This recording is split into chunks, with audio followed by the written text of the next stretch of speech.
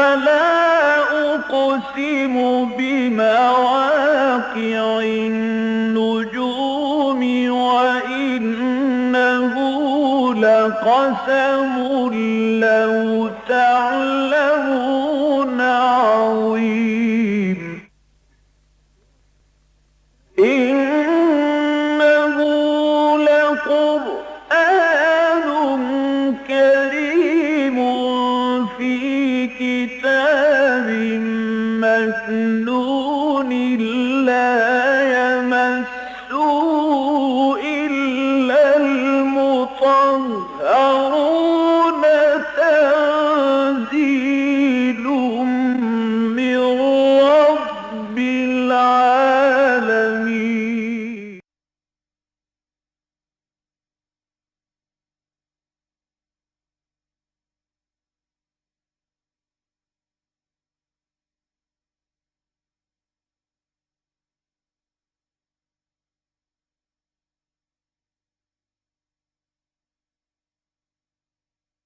رب اشرح لي صدري ويسر لي امري واحلل عقدة من لساني يفقهوا قولي. اللهم ربنا الهمنا رشدنا واعذنا من شرور انفسنا. اللهم ارنا الحق حقا وارزقنا اتباعه وارنا الباطل باطلا وارزقنا اجتنابه. اللهم وفقنا لما تحب وترضى. آمین یا رب العالمین. اس سے پہلے کہ آج جو آیات میں نے ابھی تلاوت کی ہے،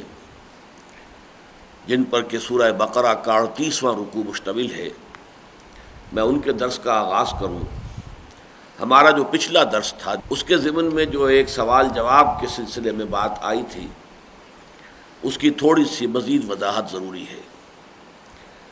چونکہ ان آیات مبارکہ میں کہ جن میں اللہ تعالیٰ نے انفاق فی سبیل اللہ کے بارے میں بڑی مفصل بحث فرمائی ہے، نظر کا ذکر بھی تھا.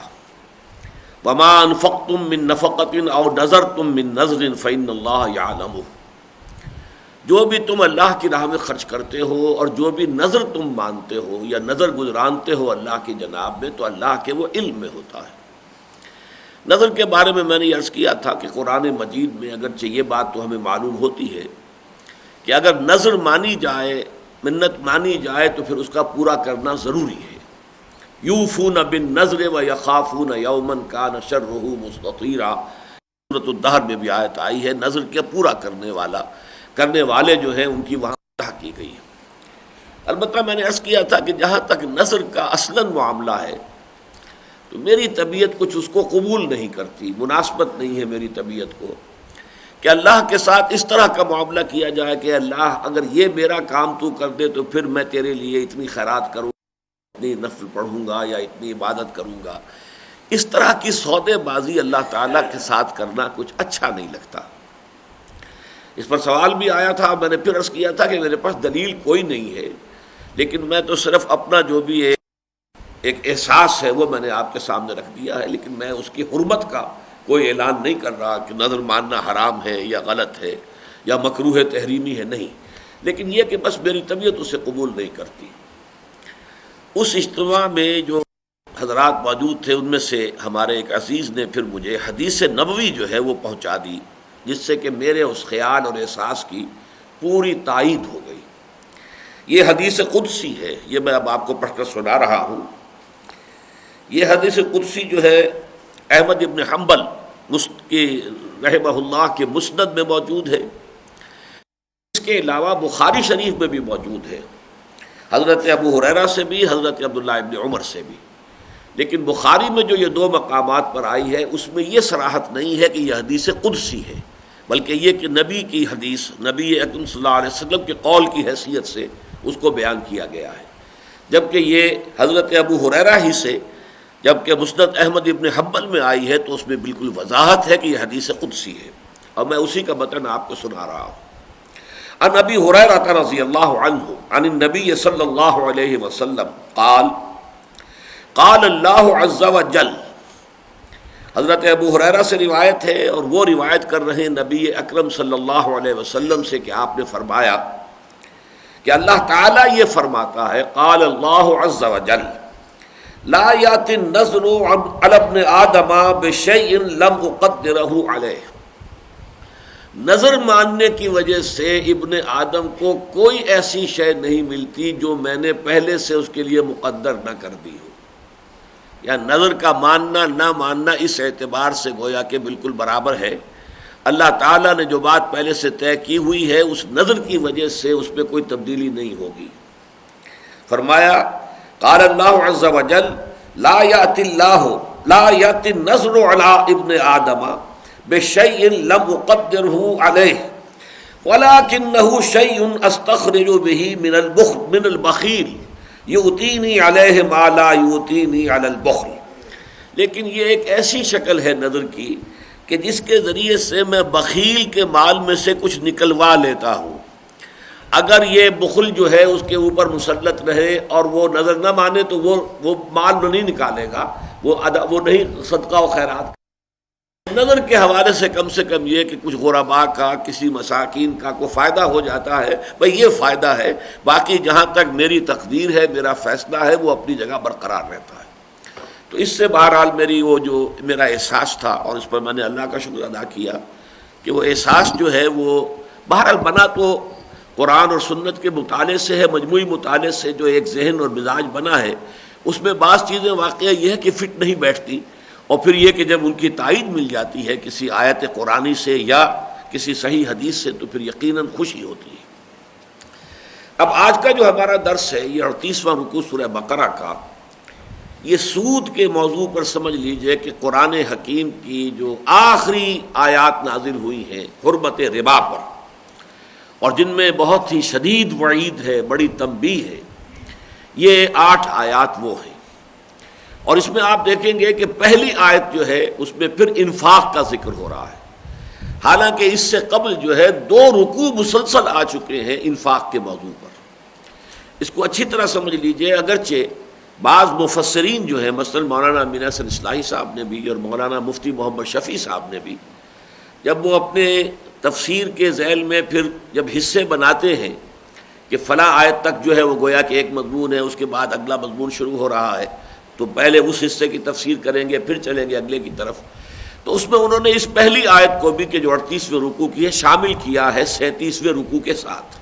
اس لیے مضمون کے اعتبار سے مناسبت اس کے ساتھ ہے. لیکن واقعہ یہ ہے کہ میں یہ محسوس کرتا ہوں کہ وہ بات جو میں نے بارہا کہی ہے، جب تعارف قرآن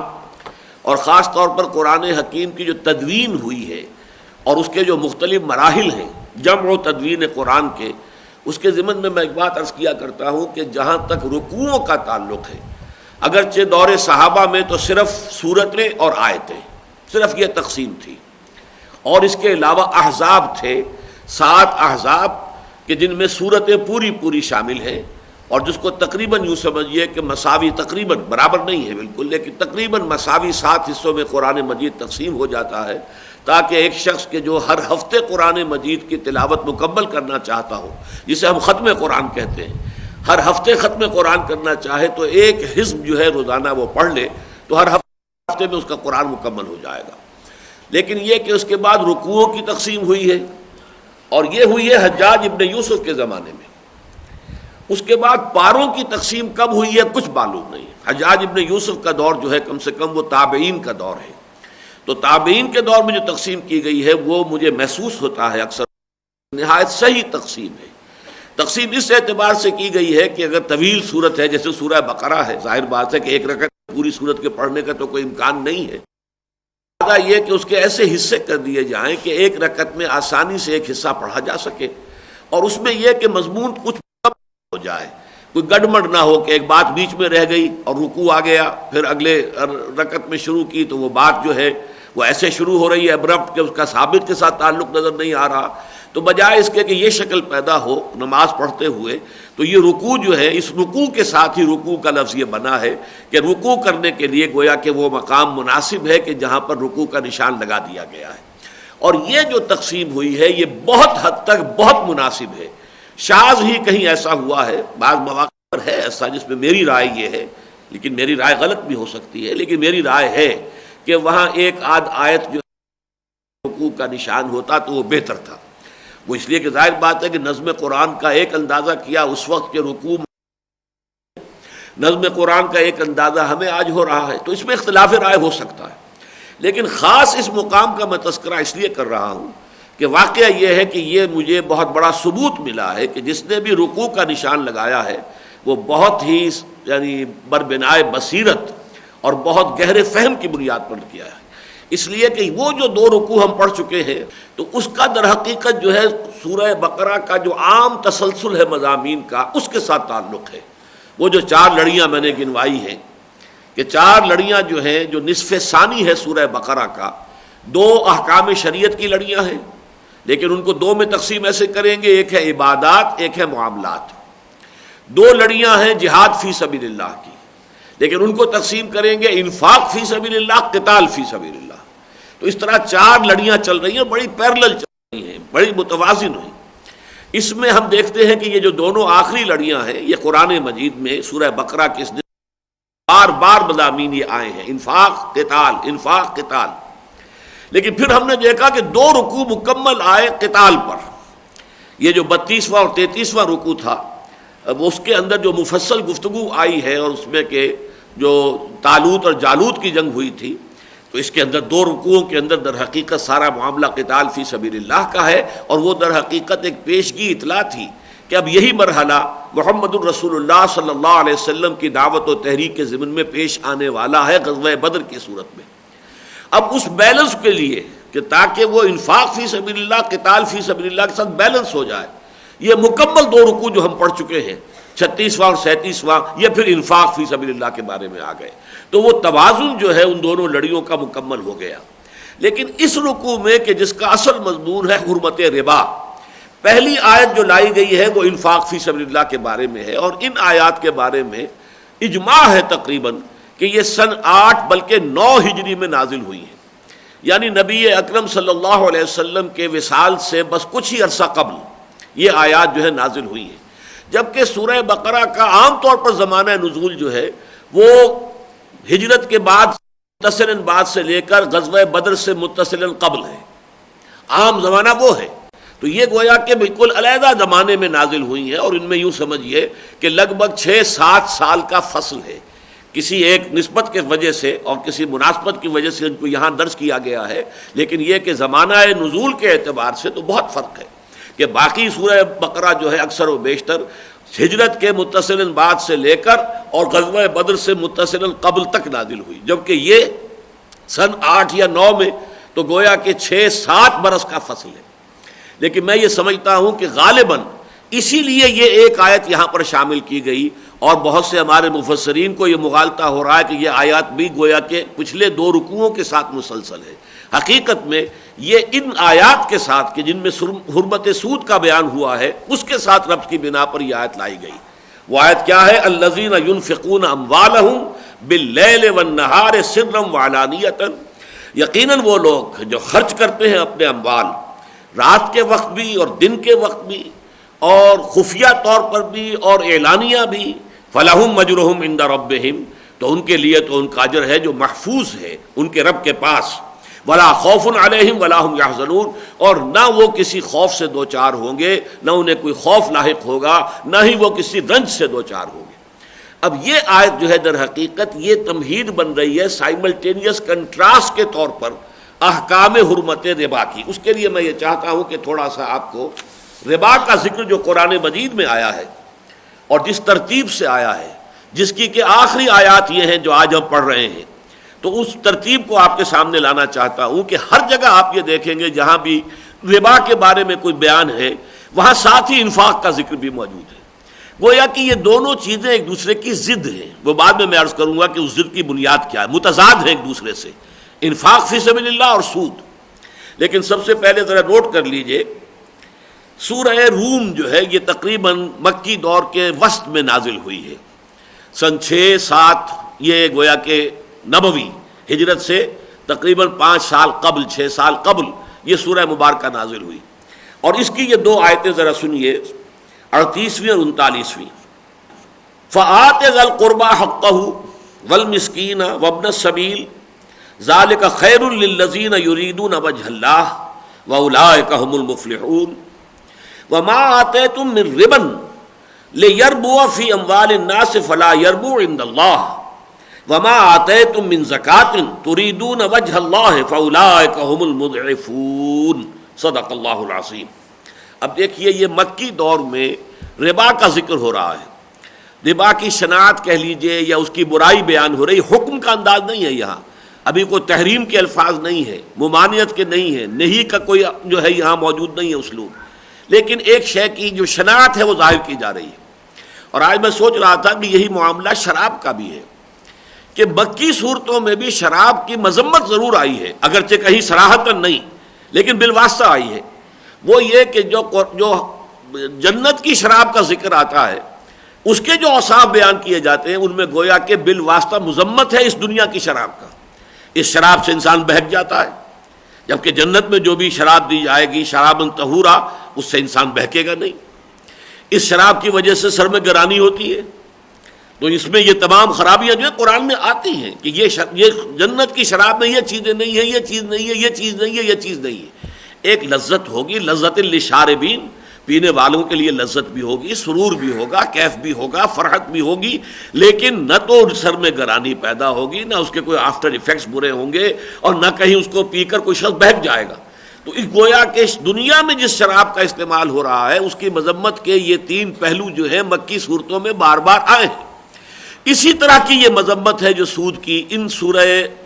روم کی آیات میں آ رہی ہے۔ فرمایا تو ادا کرو قرابت دار کو اس کا حق، اور مسکین کو بھی اور مسافر کو بھی، ذالک خیر للذین یریدون وجہ اللہ، یہی بہتر روش ہے ان لوگوں کے لیے کہ جو اللہ تعالیٰ کی رضا کے جویا ہو، وَأُولَٰئِکَ هُمُ الْمُفْلِحُونَ، اور وہی حقیقت میں فلاح پانے والے ہیں۔ وَمَا آتَيْتُم مِّن رِّبًا لِيَرْبُوَ فِي أَمْوَالِ النَّاسِ، اور جو تم دیتے ہو سود پر رقم تاکہ وہ بڑھے لوگوں کے مال میں، فلا یربو عند اللہ، تو وہ اللہ کے نزدیک نہیں بڑھتی، اس میں کوئی اضافہ نہیں ہوتا، اس میں کوئی برکت پیدا نہیں ہوتی۔ وما آتیتم من زکات، اور یہ جو تم زکوٰۃ اپنے تزکیہ نفس کے حصول کے لیے خرچ کرتے ہو اور دیتے ہو، حالانکہ یہاں بھی زکوٰۃ جو اصطلاحی معنی میں نہیں ہے، یہ زکوٰۃ کا لفظ جو ہے اپنے اصل لغوی مفہوم میں ہے کہ تزکی، یعنی انسان یہ چاہتا ہے اپنا طہارت نفس اور تزکیہ نفس حاصل کرنے کے لیے، اسی لیے تو یہ زکوٰۃ کا لفظ آیا ہے سورۃ اللیل کے اندر بھی، الذی یؤتی مالہ یتزکیٰ، جو شخص کے اپنا مال خرچ کرتا ہے تزکیہ حاصل کرنے کے لیے۔ اور وہاں جو ہے ان آیات کے بارے میں امام فخر الدین رازی کا تعلق ہے تو صراحت کے ساتھ لکھا ہے، بڑی یعنی وثوق کے ساتھ، کہ وہ آیات جو ہے حضرت ابوبکر رضی اللہ تعالیٰ عنہ کی شان میں نازل ہوئی ہیں۔ یہ جو آیت میں نے ابھی پڑھی ہے 38ویں رکوع کی پہلی، اس کے بارے میں بھی زمخشری کا یہ قول نقل کیا امام رازی نے کہ یہ بھی حضرت ابوبکر رضی اللہ تعالیٰ عنہ کی شان میں نازل ہوئی ہے۔ میں اس کا واقعہ بھی آپ کو بعد میں بتا دوں گا، اس وقت میں بتانا چاہ رہا ہوں کہ سورۃ اللیل میں جو آیا ہے فَأَنذَرْتُكُمْ نَارًا تَلَظَّىٰ، دیکھو میں نے تمہیں خبردار کر دیا ہے اس آگ سے جو بھڑک رہی ہے، لَا يَصْلَاهَا إِلَّا الْأَشْقَىٰ، اس میں نہیں جھونکا جائے گا مگر وہی جو بہت شقی ہے، الَّذِي كَذَّبَ وَتَوَلَّىٰ، جس نے جھٹلایا اور پیٹھ موڑ لی، وَسَيُجَنَّبُهَا الْأَتْقَىٰ، اور جو متقی ہے، بہت متقی، یعنی متقیوں کا سردار ہے، اتقا، اب یہاں مراد ہے حضرت ابوبکر صدیق رضی اللہ تعالیٰ عنہ، اتقا ہے، صرف متقی کا لفظ نہیں آیا ہے، سب سے بڑھ کر متقی، الذی یؤتی مالہ یتزکیٰ، جو اپنا مال خرچ کرتا ہے، دیتا ہے تزکیہ نفس کے حصول کے لیے، وما لأحد عنده من نعمت تجزا، وہ جو خرچ کر رہا ہے وہ کسی کے احسانات کا بدلہ چکانے کے لیے نہیں کر رہا ہے، الا ابتغاء وجہ ربہ الاعلیٰ، سوائے اس کے کہ اپنے پروردگار بلند و بالا کی رضا اسے مطلوب ہے، وَلَسَوْفَ يَرْضَىٰ، اور وہ یقیناً راضی ہو جائے گا۔ اب اس میں یرضا کا جو اس میں جو ضمیر فاعلی دونوں طرف جا سکتی ہے، اللہ بھی راضی ہو جائے گا اور جو وہ خرچ کرنے والا وہ بھی راضی ہو جائے گا، اللہ تعالیٰ بھی اسے راضی فرما دے گا۔ تو یہ جو ہے الذی یؤتی مالہ یتزکیٰ، اسی مفہوم میں، کیونکہ وہ بھی مکی صورت ہے اور یہ بھی مکی صورت ہے سورہ روم، یہاں فرمایا وما آتیتم من زکات تریدون وجہ اللہ، جو تم تزکیہ نفس کے لیے خیرات کرتے ہو، صدقات دیتے ہو، جن سے کہ تم اللہ تعالیٰ کی رضا چاہتے ہو، فاولئک ھم المضعفون، یہ ہیں وہ لوگ جو اپنی دولت کو دگنا چوگنا 10 گنا 70 گنا 700 گنا کرتے چلے جائیں گے، جیسا کہ ہم پچھلے دو رکوع میں پڑھ چکے ہیں کہ ایک دانہ ہوتا ہے گندم کا، وہ بیج کے شکل سے زمین میں داخل ہوا، اس سے جو پودا نکلا ہے اس میں 7 سٹیاں ہیں اور ان ہر سٹی میں 100 دانے ہیں، تو ایک دانے سے 700 دانے وجود میں آ گئے۔ بالکل یہی مثال ہے اللہ تعالیٰ کی رضا کے لیے جو مال خرچ کیا جاتا ہے اس کے اسی طریقے سے، اسی حساب سے، بلکہ واللہ یضاعف لمن یشاء، اس سے بھی آگے بڑھائے گا اللہ جس کے لیے چاہے گا۔ تو گویا کہ یہ تمثیل ہے کہ اس سے انسان کو جو ہے بے حد و حساب اجر و ثواب ملے گا۔ لیکن یہاں پہ جان لیجئے کہ یہاں بھی تقابل آیا ہے، انفاق فی سبیل اللہ، صدقہ و خیرات، اور اس کے مقابلے میں ربا۔ اسی طرح آپ دیکھیے کہ سورہ آل عمران میں آیت نمبر 130 میں آیا یا ایھا الذین آمنوا لا تاکلوا الربا اضعافا مضاعفۃ واتقوا اللہ لعلکم تفلحون، اہل ایمان مت کھاؤ سود دگنا چوگنا، دگنے پر دگنا، اور اللہ سے ڈرو تاکہ تم فلاح پاؤ۔ اس کے بعد 3 آیتوں کا وقفہ ہے، فصل ہے، اس کے بعد فرمایا الذین ينفقون فی السراء والضراء والکاظمین الغیظ والعافین عن الناس واللہ یحب المحسنین، وہ لوگ کہ جو خرچ کرتے ہیں اپنے مال اللہ کی رضا کے لیے، خواہ ان کے لیے مسرت کی کیفیت ہے، فراخی ہے، خوش ہیں، اور خواہ یہ کہ خود تکلیف میں ہے، مشکل میں ہے، مصیبت میں ہے، خود اپنے آپ کو بھی یعنی لالے پڑے ہوئے پھر بھی خرچ کر رہے ہیں، اور وہ لوگ کہ جو اپنے غصوں کو پی جاتے ہیں، اور وہ لوگ کہ جو لوگوں کو معاف کرتے ہیں، واللہ یحب المحسنین، اللہ تعالیٰ ایسے محسنین کو پسند کرتا ہے۔ تو یہ دونوں مقامات میں نے آپ کے سامنے رکھے سائملٹینیس کنٹراسٹ کے اعتبار سے، کہ ایک طرف ہے صدقہ خیرات انفاق فی سبیل اللہ، اس کے مقابل میں ہے سود۔ اس کی حکمت کیا ہے وہ میں اب آپ سے عرض کر دوں۔ دیکھیے اصل فیصلہ کن چیز جو ہے انسان کے رویے میں وہ یہ ہے کہ آیا اس کا مطلوب و مقصود دنیا ہے یا آخرت۔ ایمان بالآخرت کا تقاضا کیا ہے کہ مقصود و مطلوب جو ہے وہ صرف آخرت، اللہ کی رضا ہو یا پھر آخرت کا اجر و ثواب، کوئی دنیا کا اجر و ثواب نہیں۔ دنیا میں تو آدمی جو بھی یہ زندگی گزار رہا ہے اس کی ضروریات پوری ہو جائیں بس بہت کافی ہے، کسی کے سامنے دست سوال دراز نہ کرنا پڑے بہت کافی ہے۔ اگر وہ ما قل و کفا خیر مما کثر و الہا، فرمایا جو کم ہو لیکن تمہاری کفایت کر جائے، تمہاری ضرورتیں پوری ہو جائیں، وہ کہیں بہتر ہے اس سے کہ جو زیادہ ہو مال اور اس کی وجہ سے غفلت طاری ہو جائے تم پر۔ پھر تو انسان بے نیاز ہو جاتا ہے، مال بہت ہے کوئی پرواہ نہیں، پھر اللہ سے کیا مانگے گا اور اللہ تعالیٰ سے کیا اس کا تعلق رہے گا، بلکہ اس کے اندر استغنا کی کیفیت پیدا ہو جائے گی۔ تو ما قل و کفا خیر مما کثر و الہا، کم ہو لیکن کفایت کر جائے، ضرورت پوری ہو جائے، کسی کے سامنے دست سوال دراز نہ کرنا پڑے، تو وہ کہیں بہتر ہے اس سے کہ بہتات ہو اور بہت مال ہو اور اس کی وجہ سے غفلت جو ہے دل پر طاری ہو جائے۔ تو ایمان بالآخرہ کا جو تقاضا ہے وہ تو یہ ہے کہ مقصود و مطلوب آخرت ہے، اور دوسرے اس کے برعکس ہے اطمینان بالدنیا۔ یہ لفظ اطمینان بالدنیا جو ہے ایمان بالآخرہ کے مقابلے میں جو میں استعمال کر رہا ہوں اس وقت، یہ اصل میں سورہ یونس کی 7ویں آیت کے حوالے سے ہے۔ وہاں فرمایا ان الذین لا یرجون لقاءنا ورضوا بالحیات الدنیا واطمأنوا بها، وہ لوگ کہ جو ہم سے ملاقات کے امیدوار ہی نہیں ہیں، دنیا کی زندگی پر راضی بھی ہو گئے ہیں اور مطمئن بھی ہیں، بس یہی یہ مقصود ہے، یہی مطلوب ہے، یہی اوڑھنا ہے، یہی بچھونا ہے، بھاگ دوڑ ہے تو اسی کے لیے ہے جس کے لیے سورہ کہف میں آیا ہے الذین ضل سعیہم فی الحیات الدنیا، جن کی بھاگ دوڑ محنت ساری کی ساری صرف دنیا کی زندگی ہی کے اندر بھٹک کر رہ گئی، گمراہ ہو کر رہ گئی، انہی بھول بھلائیوں میں گم ہو کر رہ گئی۔ تو وہ لوگ جو ہیں گویا کہ وہ جو حیات دنیاوی پر مطمئن ہو جاتے ہیں۔ اب یہاں سوال پیدا ہوتا ہے اصل میں، جس سے کہ اب آپ کو یہ تقابل سمجھ میں آئے گا کہ انفاق فی سبیل اللہ کے مقابلے میں سود کیوں آ رہا ہے۔ اصل مسئلہ ہے عفو کا۔ عفو کسے کہتے ہیں جو ہم پڑھ چکے ہیں سورہ بقرہ میں، یسألونک ماذا ينفقون قل العفو، اے نبی یہ آپ سے پوچھتے ہیں کہ کتنا خرچ کریں اللہ کی راہ میں، انفقوا انفقوا انفقوا انفقوا فی سبیل اللہ ولا تلقوا بایدیکم الی التہلکہ، خرچ کرو اللہ کی راہ میں اور اپنے آپ کو خود اپنے ہاتھوں ہلاکت میں مت ڈالو۔ یا انفقوا مما رزقناکم من قبل ان یاتی یوم لا بیع فیہ ولا خلۃ ولا شفاعۃ والکافرون هم الظالمون۔ اب یہ بار بار جو آ رہا ہے تو کتنا خرچ کریں؟ قل العفو، کہہ دیجئے جو بھی تمہاری ضرورت سے زائد ہو۔ یہ جو ضرورت سے زائد ہے عفو جس کو قرآن نے کہا ہے، جس کو آج کل کی بینکنگ کی دنیا میں بچت کہا جاتا ہے، بچت، savings bank, savings account, savings, بچاؤ بچاؤ بچاؤ، لیکن بچاؤ کس لیے؟ سود کے لیے، جبکہ اس کا اصل مصرف کس کے لیے ہے؟ وہ یہ ہے کہ عفو جو ہے در حقیقت وہ اس لیے ہے کہ انفاق کر دیا جائے، خرچ کر دیا جائے، دے دیا جائے اللہ کی راہ میں، صدقہ خیرات یا اللہ کے دین کے لیے خرچ، یا انفاق ہو یا کم سے کم یہ کہ قرض حسنہ دے کر کسی کی ضرورت پوری کر دی جائے، یہ کم ترین درجہ ہے، اس سے کوئی سود اور اس سے کوئی منفعت لینی مقصود نہ ہو۔ باقی یہ ہے، ورنہ ایک شخص وہ ہے جو اپنی بچت کو بھی، اب ایک شخص ہے کوئی اس کے زمین ہے وہاں سے اس کا گزارا ہو رہا ہے، یا کوئی ایک شخص ہے جس کا کوئی ملازمت ہے، اس کی تنخواہ ہے ہر مہینے آ رہی ہے، بچت ہو رہی ہے، اس بچت کا کیا کرے؟ اب اس کے دو مصرف ہیں، ایک تو یہ کہ اس کو آپ اللہ کی راہ میں دے دیں، یہ ہے روحانیت، یہ ہے ایمان کا تقاضا، یہ ہے احسان۔ ایک یہ کہ اسے مزید کمانے کے لیے کھپا دے۔ اچھا، کمانے کے لیے کئی مزید کھپا دینا وہ بھی اس کی ہر شکل حرام مطلق نہیں ہے،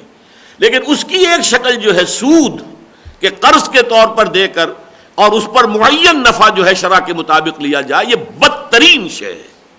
اس سے زیادہ خبیث شے کوئی نہیں انسانی معاملات کے اندر۔ تو یہ در حقیقت ایک دوسرے کی ضد ہو گئے۔ درمیان میں بہت سی شکلیں ہیں، مثلا آپ نے صدقہ نہیں دیا، قرض حسنہ دے دیا، چلیے یہ بھی اعلیٰ ترین نہیں، اس سے کم تر مقام تو ہے۔ اچھا، اس سے نیچے آپ آ گئے اور یہ کہا کہ بھائی کچھ نہ کچھ مجھے بھی فائدہ ہو جائے، کوئی حرج نہیں، مزاربت پر دے دیا کہ ٹھیک ہے تمہارے پاس تم کام کر سکتے ہو، تمہارے پاس پیسہ نہیں ہے، لو یہ پیسہ میرے پاس فاضل ہے، لے لو، کام کرو، اگر نقصان ہو گیا تو سارا میرا گیا، میں برداشت کروں گا پورے نقصان کو، اگر نفع ہو جائے تو کچھ مجھے بھی دے دینا، یہ مزاربت ہے۔ اس کو جائز کے درجے میں رکھا گیا ہے۔ در حقیقت اصلاً پسندیدہ یہ بھی نہیں ہے، پسندیدہ تو یہ ہے کہ قرض حسن دو اسے اور اس کو کہو کہ وہ اپنا کام چلا کر اپنی اصل رقم تمہاری واپس کر دے۔ اس سے بھی زیادہ اونچا مقام یہ کہ دے دو، صدقہ کر دو، خیرات کر دو، دے دو، مدد کرو، انفاق کرو۔ تو گویا کہ آپ دو درجے نیچے آ گئے ہیں کہ آپ مزاربت پر اپنی رقم دے رہے ہیں کہ اس سے آپ کو کوئی نفع اور کوئی جو آمدنی بھی مطلوب ہے کسی درجے میں، لیکن اس سے نیچے آ کر کہ میں آپ کو قرض دے رہا ہوں، آپ نے تو مجھے بہرحال اس شرح سے جو ہے وہ سود دینا ہے، یہ تو حرام ترین شے ہے، اس سے زیادہ حرام کوئی شے ہمارے دین میں نہیں۔ تو در حقیقت انفاق اور سود یہ ایک دوسرے کی کامل ضد ہے۔ اسی لیے آپ نے دیکھا کہ سورہ روم میں بھی پہلے انفاق کا تذکرہ ہوا اور پھر سود کا تذکرہ ہوا، پھر سود کے ساتھ ہی دوبارہ اللہ کی راہ میں اللہ کی رضا جوئی کے لیے خرچ کرنے کا معاملہ آ گیا، کیونکہ اصل مسئلہ اسی کا ہے۔ ایک آدمی جو ہے بس اس کی ضروریات پوری ہو رہی ہیں، اللہ کا شکر ادا کر رہا ہے، چل رہا ہے، ٹھیک ہے، اس کے پاس کوئی بچت ہے ہی نہیں، فاضل ہے ہی نہیں، معاملہ کوئی نہیں، اس کے لیے کوئی پرابلم پیدا نہیں ہوا۔ لیکن جس کے پاس کوئی فاضل جمع ہو گیا، اب یہ جو ایک مارکسسٹ ویلیو جو ہے اس میں بھی سرپلس ویلیو جو ہے، مارکسسٹ فلسفی کے اندر کی بھی اصطلاح ہے سرپلس ویلیو، میرے نزدیک اسلامی اقتصادیات کی اصطلاح جو ہے یہ سرپلس ویلیو یہ ہے بچت، عفو، جو تمہاری ضروریات سے بچ گیا ہے۔ اب اس کا مصرف جو ہے جیسا کہ میں نے عرض کیا 4 ہے اوپر سے نیچے تک۔ اعلیٰ ترین مصرف صدقہ، خیرات، انفاق فی سبیل اللہ، اس سے کم تر قرض حسن۔ علامہ اقبال نے ایک شعر میں اس لفظ کو قرض حسنہ کو لیا ہے، از ربا آخر چمی زائد فتن، کس نہ داند لذت قرض حسن۔ ربا کسے کہتے ہیں؟ حضور کی حدیث ہے، کل قرض یجر منفعتا فہو ربا، اگر کسی قرض سے کوئی منفعت حاصل ہو تو وہ ربا ہے۔ قرض حسن وہ ہے کہ جس سے آپ کوئی منفعت نہیں چاہتے، بس آپ کے پیش نظر یہی ہے کہ جو رقم آپ دے رہے ہیں وہ آپ کو واپس مل جائے۔ اس میں بھی آگے چل کر جو ہے درجہ بتا دیا جائے گا کہ اگر وہ جو مدیون ہے جس کے ذمے قرض ہے وہ بہت ہی بیچارہ لاچار ہو گیا ہے، قرض ادا نہیں کر سکتا ہے، تو ایک تو یہ کہ اس پہ تقاضے مت کرو کہ عین وقت پر وہ لازماً ادا کرے، اسے مہلت دیتے چلے جاؤ، اور نمبر 2 یہ کہ بھائی تم صدقہ ہی کر دو تو تمہارے لیے بہت بہتر ہے، کیوں نہیں تم اعلیٰ مقام اختیار کرتے۔ تو سب سے اونچا مقام صدقہ، خیرات، انفاق فی سبیل اللہ، نمبر 2 قرض حسن، نمبر 3 یعنی یہ تو ہے اوپر کے لیول، اب نیچے کے یہ نمبر 3 جو ہے نیچے آ گیا، اور وہ یہ ہے کہ مزاربت، بس کہ رقم دے دی ہے، کوئی شخص اپنا کام چلائے، اور اگر وہ رقم ڈوب گئی تو ساری تمہاری گئی، کوئی اس کے اوپر تاوان نہیں آئے گا کہ آپ کیسا ڈنڈ بھرو، میں نے تو اتنی رقم تمہیں دی تھی، میری اتنی رقم واپس کرو، نہیں، وہ واپس کرنے کا پابند نہیں ہے۔ قرض حسن وہ واپس کرنے کا پابند ہے، الا یہ کہ آپ خود معاف کر دیں، لیکن یہ جو ہے مضاربت کا، وہ جو اس اصل زر ہے جو آپ نے دیا اس کو واپس کرنے کا پابند نہیں ہے. اگر نقصان ہو گیا تو آپ کا ہو گیا، آپ کی رقم گئی. لیکن یہ ہے کہ چوتھا درجہ جو ہے نیچے جا کر وہ حرام مطلق ہے کہ آپ قرض دیں اور یہ کہیں کہ میری رقم بھی واپس کرنا اجل معین پر، اور اس کے ساتھ اتنا اضافہ مجھے چاہیے گا. یہ ہے وہ سود جس کی حرمت پر کہ یہ آیات نازل ہو رہی ہیں. سب سے پہلے مکی آیات میں ہم نے دیکھ لیا کہ اللہ تعالیٰ نے مذمت کر دی اس کی. وما آتیتم من ربا لیربو فی اموال الناس، جو تم سود پر دیتے ہو تاکہ تمہارا مال لوگوں کے مال میں بڑھے. تم نے قرض دیا کسی کو، وہ دکاندار ہے، وہ محنت کر رہا ہے، کوشش کر رہا ہے، صبح سے لے کے شام تک دکان پر بیٹھتا ہے، تو جو اس کا اپنا سرمایہ ہے وہ بھی کچھ تھوڑا سا بڑھ رہا ہے، تمہارا بھی بڑھ رہا ہے اس میں.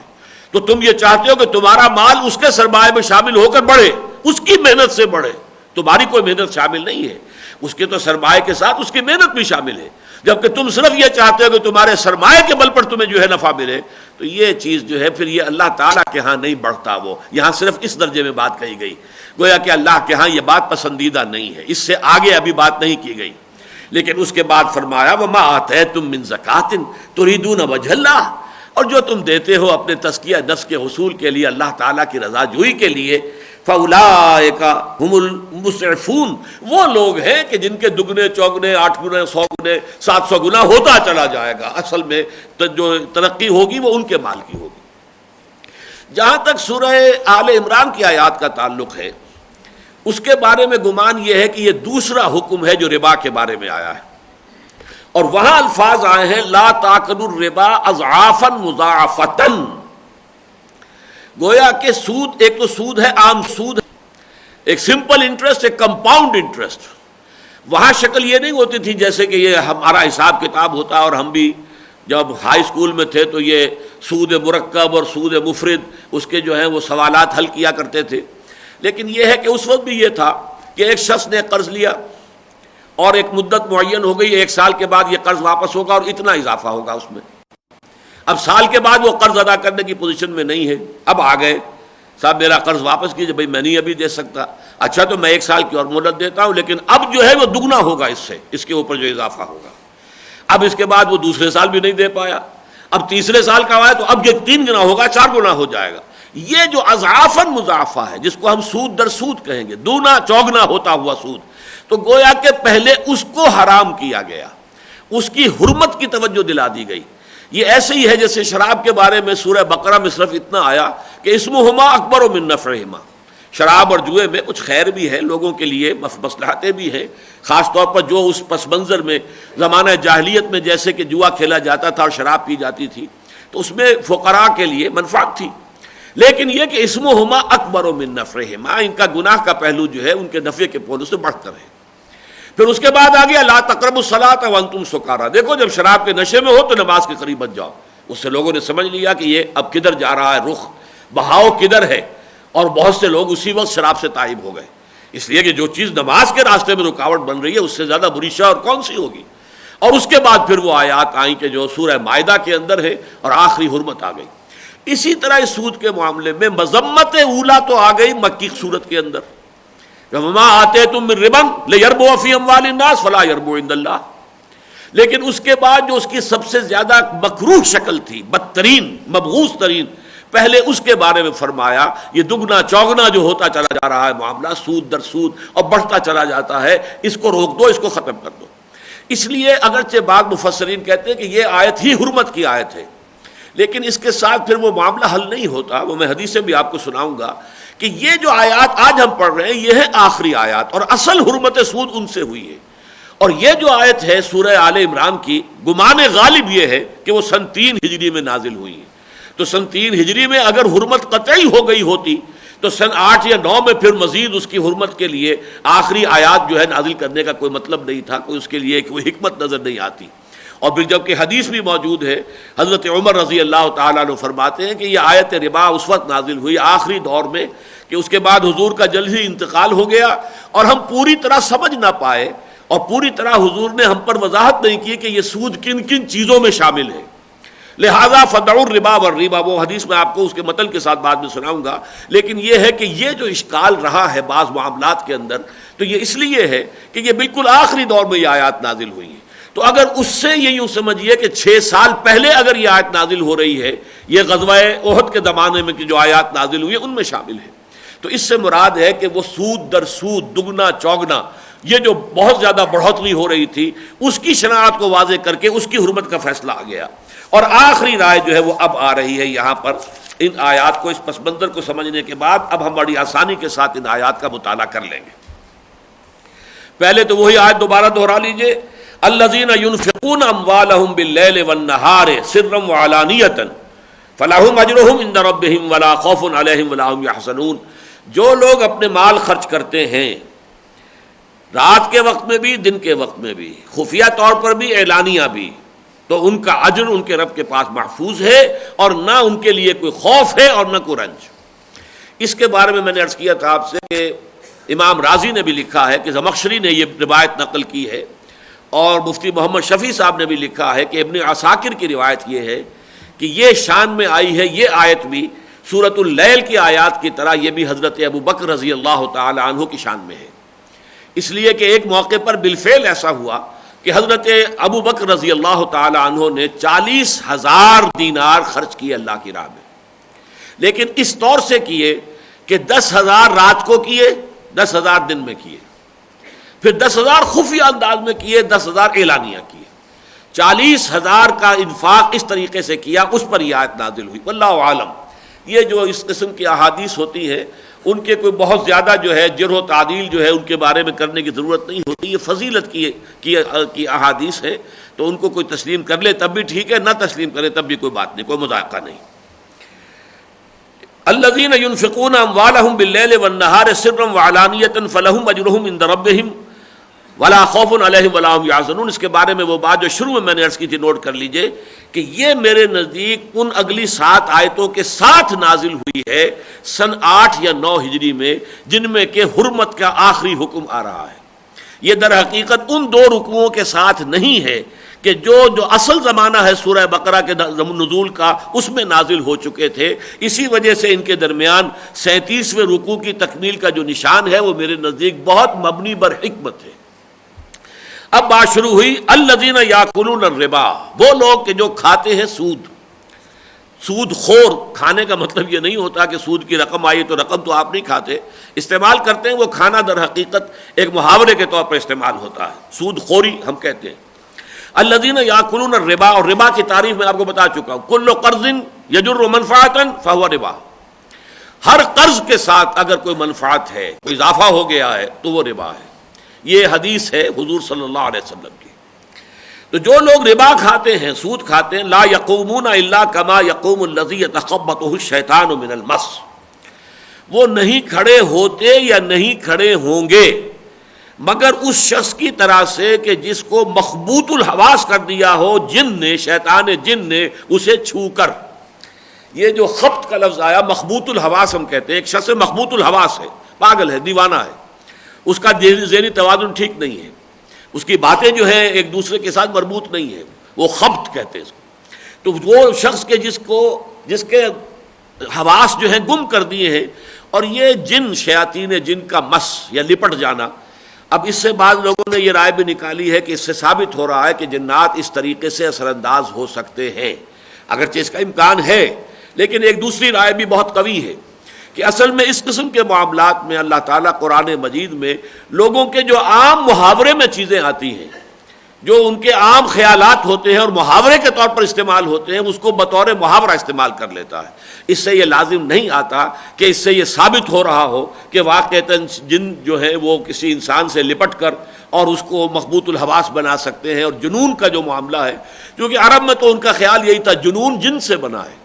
جنون ہوتا ہے اسے جسے جن آ گیا ہو، جس پر جن مسلط ہو گیا ہو، جن سے ہی جنون ہے، مجنون ہے، مجنون مفعول ہے جن سے، جس پر کہ جن آ گیا، جس پر جن مسلط ہو گیا۔ تو یہ چونکہ ان کے ہاں تصور تھا تو اس محاورے کو یہاں پر استعمال کر لیا گیا۔ ایک رائے یہ ہے، میرے نزدیک یہی رائے زیادہ صحیح ہے، لیکن دوسری رائے کو بھی آپ سراسر غلط نہیں کہہ سکتے۔ اب یہ جو ہے میں نے 2 ترجمے کیے، کھڑے ہوتے ہیں یا کھڑے ہوں گے، کیونکہ فعل مضارع میں عربی زبان میں دونوں شامل ہیں، حال بھی اور مستقبل بھی۔ حال کا ترجمہ کھڑے ہوتے ہیں اور مستقبل کا کھڑے ہوں گے۔ تو زیادہ تر گمان یہ ہے کہ اس سے مراد یہ ہے کہ جب قبروں سے نکلیں گے، حشر میں جب ہوں گے تو مخبوط الحواس ہوں گے، یہ ان کے جو ہے ہوش ٹھکانے نہیں ہوں گے، اس وقت ان کی کیفیت ہوگی مجنونوں کی سی۔ لیکن ایک شکل یہ بھی ہے، خود دنیا میں بھی واقعہ یہ ہے کہ ایک طرح کا جنون ہوتا ہے جو سود خوروں کے اوپر مسلط ہو جاتا ہے، اور کسی بات کی سوجھ بوجھ رہتی نہیں، کوئی نیکی کی، کوئی خیر کی، کوئی بھلائی کی، کوئی اچھائی کی، کوئی کسی کے ساتھ جو ہے صلہ رحمی کی، کوئی خدمت خلق کی، کوئی بات رہتی نہیں، سود خوری۔ از ربا آخر چمی زائد فتن، کسند آند لذت قرض حسن، از ربا جاں تیرا دل چوں خشت و سنگ۔ اس سود سے تو انسان کا باطن تو تاریک ہو جاتا ہے، وہ جو نور ہے، روحانی نور انسان کے اندر، وہ ختم ہو جاتا ہے۔ از ربا جاں تیرا دل چوں خشت و سنگ، اور دل ایسا ہو جاتا ہے جیسے کہ اینٹ ہو یا پتھر ہو، سخت ہو جاتا ہے۔ آدمی درندہ بے دندان و چنگ، اور انسان جو ہے سود خور وہ درندہ بن جاتا ہے، اگرچہ اس کے درندوں والے دانت نہیں ہوتے بھیڑیے والے، اور اس کے جو ہے پنجے نہیں ہوتے ہیں بیڑیوں والے، لیکن بیڑیا بن جاتا ہے۔ تو یہ واقعہ ہے کہ حقیقت ہے، اور اس کا ایک جھلک اگر دیکھنی ہو تو کبھی کسی سٹاک ایکسچینج میں جا کر دیکھ لیجئے، وہ سٹاک ایکسچینج میں جو پاگل نظر آتے ہیں وہاں پر لیا لیا لیا دیا دیا دیا ہر شخص چیخ رہا ہوتا ہے، بری طریقے سے معلوم ہوتا ہے کہ پتہ نہیں ان کو کیا ہو گیا ہے۔ یہ نقشہ کسی بھی سٹاک ایکسچینج میں جا کر کسی وقت بھی آپ دیکھ سکتے ہیں۔ تو واقعہ یہ ہے کہ یہ حال اور مستقبل دونوں کو کور کر رہا ہے۔ الذین یاکلون الربا لا یقومون الا کما یقوم الذی یتخبطہ الشیطان من المس ذالک بانہم قالوا انما البیع مثل الربا۔ اور یہ خاص طور پر اس لیے کہ انہوں نے یہ کہا، ان کی یہ رائے ہے، ان کا یہ قول ہے، ان کا یہ دعویٰ ہے کہ یہ بیع و شرع جو ہے، تجارت جو ہے، یہ بھی تو ربا کی طرح ہے۔ آپ نے 100 روپے کا جوتا خریدا، 110 کا بیچ دیا، 10 آپ کو بچ گئے۔ آپ نے 100 روپے کسی کو دیے، 110 لے لیے، 10 کی بچت ہو گئی آپ کو، کیا فرق ہے؟ یہ ہے حجت بازی، دلیل بازی، اور اسی سے در حقیقت آج کے دور میں کمرشل انٹرسٹ یا بینک انٹرسٹ جو ہے، اس کے لیے سارے جواز بڑے بڑے جو ہیں دانشور لوگ، خالد اسحاق صاحب جیسے وکیل کراچی کے، اور ایس ایم ظفر صاحب جیسے وکیل لاہور کے، انہوں نے جا کے جو آرگیومنٹس دیے فیڈرل شریعت کورٹ میں کہ یہ ربا نہیں ہے، یہ سود نہیں ہے، یہ کمرشل انٹرسٹ یا بینک انٹرسٹ جو ہے یہ نہیں، بلکہ وہ یوزری ہوتی تھی جو عرب میں ہوتی تھی، یا مہاجنی سود جو ہوتا ہے، یا یہ جو پٹھان جو ہے سود لیتے ہیں جس طریقے سے، وہ سود ہے کہ جس کو قرآن نے حرام کیا ہے۔ کاروباری سود، کمرشل انٹرسٹ، بینک انٹرسٹ، یہ سود نہیں۔ لیکن واقعہ یہ ہے کہ دونوں سود ہے، یوزری بھی انٹرسٹ بھی، دونوں ربا کے درجے میں، اور دونوں کا رواج موجود تھا نبی اکرم صلی اللہ علیہ وسلم کے زمانے میں جب کہ یہ ربا کی حرمت آئی ہے۔ ان کے جو کاروانس جاتے تھے، قافلے جاتے تھے تجارتی، تو ان میں دونوں طریقے سے لوگ انویسٹ کرتے تھے، پارٹنرشپ بیسس پر بھی، بھائی اتنی رقم میری بھی ہے، شامل کر لو، جو نفع ہوگا حساب سے مجھے بھی دے دینا، نقصان ہوگا تو ٹھیک ہے میں بھی برداشت کروں گا۔ اور کچھ لوگ کہتے ہیں ہم تمہیں رقم دے رہے ہیں، ہمیں تو اتنے فیصد تم نفع دینا ہے تم نے، باقی تم جانو کتنا نفع تمہیں ہوتا ہے، تمہیں 100% ہو جائے، ہمیں تو 10%، 15% دے دینا بس، لیکن ہم تو نفع لیں گے ہر شکل میں۔ یہ سود تھا، تو کاروباری سود بھی تھا، اور اپنے ذاتی ضروریات کے لیے جسے یوزری کہا جاتا ہے وہ بھی تھا، اور دونوں کو یکساں حرام کیا ہے قرآن مجید۔ تو یہ ان کا قول نقل ہو رہا ہے کہ یہ بیع بھی تو ربا کی طرح ہی ہے۔ فرمایا انما البیع مثل الربا واحل اللہ البیع وحرم الربا، حالانکہ اللہ نے حلال ٹھہرایا ہے سوداگری کو، تجارت کو، بیع و شرع کو، اور حرام کیا ہے ربا کو۔ اب یہاں خاص طور پر جو نوٹ کرنے کے قابل بات ہے وہ یہ ہے کہ اعتراض عقلی کیا گیا تھا، جواب عقلی نہیں ہے، ترک کو مانا ہے، اللہ نے یہ فیصلہ کیا ہے۔ گویا کہ اس میں منطق کیا ہے، پہلے تم یہ طے کرو کہ اللہ کو مانتے ہو کہ نہیں، محمد کو اللہ کا رسول مانتے ہو کہ نہیں، اور یہ قرآن اللہ کا کلام مانتے ہو کہ نہیں۔ اگر 3 باتیں مانتے ہو تو اعتراض کرنے کا کوئی حق تمہارا باقی نہیں رہا۔ واللہ یعلم وانتم لا تعلمون، اللہ جانتا ہے تم علم نہیں رکھتے۔ لا یحیطون بشیء من علمہ الا بما شاء، ابھی ہم پڑھ چکے ہیں آیت الکرسی میں، اس کی جو بھی علم میں سے کوئی شے، کوئی مخلوقات میں سے کوئی احاطہ کر ہی نہیں سکتے سوائے اس کے جو وہ خود چاہے۔ اس اعتبار سے جب اللہ کو مانا ہے، رسول کو مانا ہے، قرآن کو مانا ہے، تو اعتراض کرنے کا حق تمہارا ساقط ہو گیا۔ ہاں اگر اللہ کو نہیں مانتے، رسول کو نہیں مانتے، قرآن کو نہیں مانتے تو ہم اس کے بارے میں بات نہیں کریں گے، پہلے اس کے بارے میں بات کریں گے کہ مانو، ورنہ ان چیزوں کے بارے میں بحث کرنے کا کوئی فائدہ ہی نہیں۔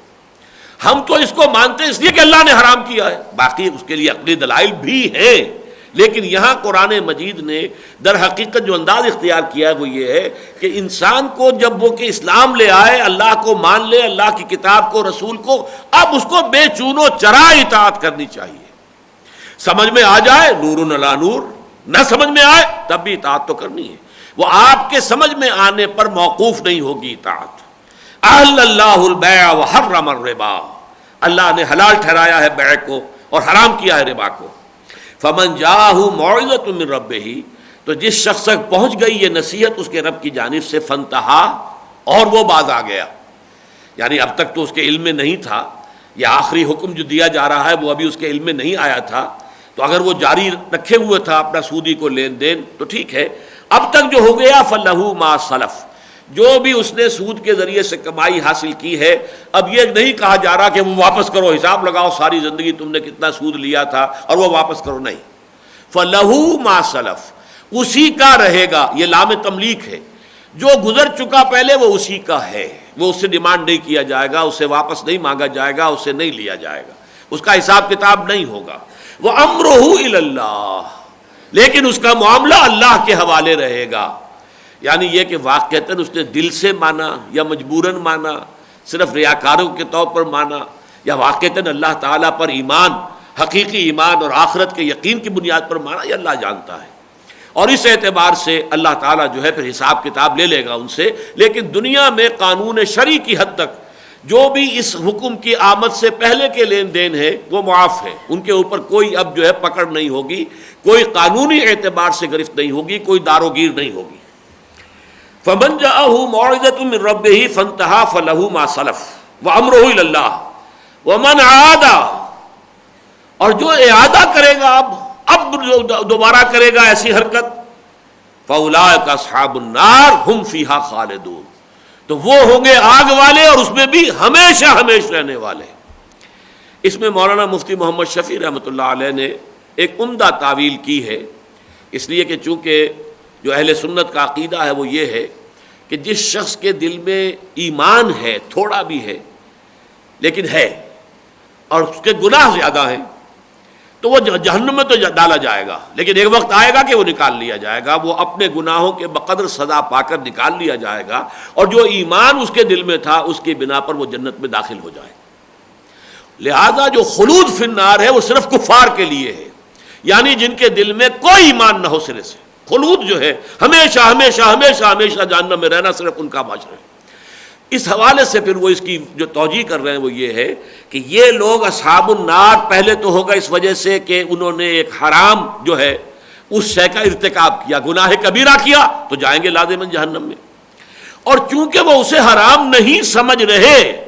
ان کا حرام نہ سمجھنا کفر ہے، لہذا اولئک اصحاب النار ھم فیہا خالدون، اس کفر کی وجہ سے وہ اس میں خلود فی النار، ہمیشہ ہمیش کے لیے جہنم میں رہنا جو ہے یہ ان کا مقدر ہوگا۔ یہ انہوں نے تعویل اور توجیہ کی ہے، مجھے اچھی لگی ہے، اس لیے کہ یہاں پر عام طور پر جو ہے ہمارے جو مفسرین ہیں وہ احتیاط کرتے ہیں کہ ایمان کی ذرا بھی نمک ہو تو اس کے لیے پھر خلود فی النار کا کوئی معاملہ نہ آنے پائے، اگرچہ بعض مواقع پر ایسا ہوتا ہے، یہاں تو صراحت چونکہ ہمیں مل گئی ہے لہذا ان کی تعویل کو میں نے پسند کیا اور قبول بھی کیا، بعض جگہوں پر نہیں ہے۔ مثلا وہ جو آیت مبارکہ ہے کہ کیا تم نے افتؤمنون ببعض الکتاب وتکفرون ببعض فما جزاء من يفعل ذلك منكم الا خزي في الحیاۃ الدنیا ویوم القیامۃ یردون الی اشد العذاب، اس آیت میں بھی کچھ تعویلیں کرتے ہیں۔ اسی طرح ایک آیت وہ جو ہے بلا من کسب سیئۃ واحاطت به خطیئته فاولئک اصحاب النار ھم فیہا خالدون، جس شخص نے جان بوجھ کر ایک بھی گناہ کبیرہ کا ارتکاب کیا اور اس ایک گناہ نے اس کا احاطہ کر لیا، احاطت به خطیئته فاولئک اصحاب النار ھم فیہا خالدون، تو وہ تو جہنمی ہوں گے، اس میں ہمیشہ ہمیشہ رہیں گے۔ وہاں وہ اصراحت کرتے ہیں کہ یہ گناہ جو ہے اس طرح احاطہ کر لے انسان کا کہ پھر دل میں ایمان رائی کے دانے کے برابر بھی نہ رہ جائے، تب خالدون کا معاملہ ہوگا، لیکن اگر یہ کہ ایمان کی کوئی رمق بھی برقرار ہے تو خلود نہیں ہوگا۔ بہرحال یہاں انہوں نے جو توجیہ کی ہے وہ مجھے پسند ہے. میں نے جیسے کہ عرض کیا کہ فرمایا فَأُولَٰئِكَ أَصْحَابُ النَّارِ هُمْ فِيهَا خَالِدُونَ.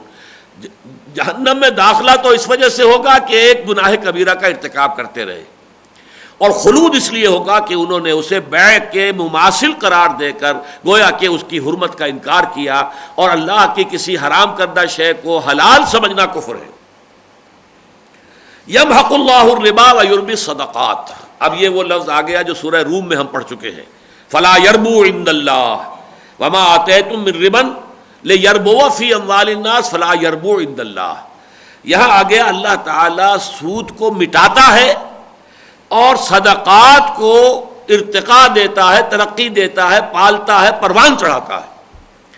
یہاں پھر وہ تقابل آ گیا صدقات کے مقابلے میں سود. میں نے اسی لیے آج تمہیداً جو ہے اس بات کو بہت واضح کیا تھا کہ یہ دو چیزیں ایک دوسرے کے مقابل ہیں، صدقہ، خیرات، انفاق، اور ادھر سود، اور دونوں کا تعلق عفو سے ہے. جو بھی آپ کی ضرورت سے زائد ہے، جس پر کہ ہمارا سارا بینکنگ کا نظام بچت بچت بچت بچت بچت کے اوپر چل رہا ہے، اس بچت کا مصرف یہ ہے اصل میں اللہ کی راہ میں دے دو، اللہ کی رضا حاصل کرو، آخرت کا بدلہ جو ہے وہ تم اختیار کر لو. لیکن یہ ہے کہ وہ جو دنیا دارانہ ذہنیت ہے اور وہ جو سرمایہ دارانہ ذہنیت ہے وہ یہ ہے کہ نہیں، مزید اس سے کمائی کا اس کو ذریعہ بناؤ. تو فرمایا اللہ تعالیٰ ترقی دیتا ہے، پروان چڑھاتا ہے صدقات کو. اللہ تعالیٰ کے ہاں تو بڑھتے رہتے ہیں. ایک بھی آپ نے جو ہے اللہ کی راہ میں کوئی نیکی کی ہے، وہ وہاں پر ایک بیج بن کر جو ہے جنت کے اندر، اور اس سے جو درخت بنے گا اور اس سے جو بھی پھل آئیں گے وہ سب اس نیکی کا ثمرہ ہوں گے جن کو کہ اللہ پروان چڑھا رہا ہے. یمحق اللہ الربا، اللہ تعالیٰ ربا کو مٹا دیتا ہے. یہ وہ بات ہے کہ جس کو ویسے تو یہ کہ عقیدتاً اور ایمان کے اعتبار سے تو جو ہمارا قرآن پر ایمان ہے اس کے بنا پر ہم یہ ماننے پر مجبور ہیں کہ یقیناً سود جو ہے وہ اکانومی کو برباد کرنے والی شے ہے. فیکٹس اینڈ فگرز کے حوالے سے اللہ تعالیٰ اجر عطا فرمائے. شیخ محمود احمد ایک صاحب ہوتے تھے، اور وہ تھے تو انگریزی کے پروفیسر، لیکن یہ کہ واقعتاً میں نے اپنی زندگی میں جس قدر سود کی نفرت ان میں دیکھی ہے آج تک کسی بڑے سے بڑے عالم کے دل میں بھی نہیں دیکھی. انہیں اتنی نفرت تھی سود سے، اور سود کی حرمت کا صحیح جو قرآن مجید کا اور حدیث کا جو اندازہ ہے اس کے اعتبار سے پروپورشنیٹ جو ہے کیفیت قلبی، میں نے احساسات کی کیفیت وہ جتنی ان کی دیکھی ہے میں نے آج تک کسی اور کی نہیں دیکھی. انہوں نے فیکٹس اینڈ فگرز کے ذریعے سے یہ بات ثابت کی ہے کہ انٹرسٹ کی بنیاد پر اکانومی میں دو چیزیں بڑھتی ہیں، انفلیشن اور ان امپلائمنٹ. انفلیشن بڑھی، ان امپلائمنٹ بڑھا، پھر ریٹ آف انٹرسٹ اور بڑھ گیا، پھر انفلیشن اور بڑھ گئی، ان امپلائمنٹ اور بڑھ گئی، نتیجے میں ریٹ آف انٹرسٹ اور بڑھ گیا. یہ ایک وشس سرکل ہے. انہوں نے تمام اعداد و شمار کے ساتھ ثابت کیا ہے. ان کی مارکت الارا کتاب ہے مین اینڈ منی، یہ جو انسان کا معاملہ رہا ہے سرمایہ کے ساتھ، جس کا میں نے بعض اوقات حوالہ دیا ہے ایچ جی ویلز کا بھی، کہ ایچ جی ویلز یہ لکھتا ہے،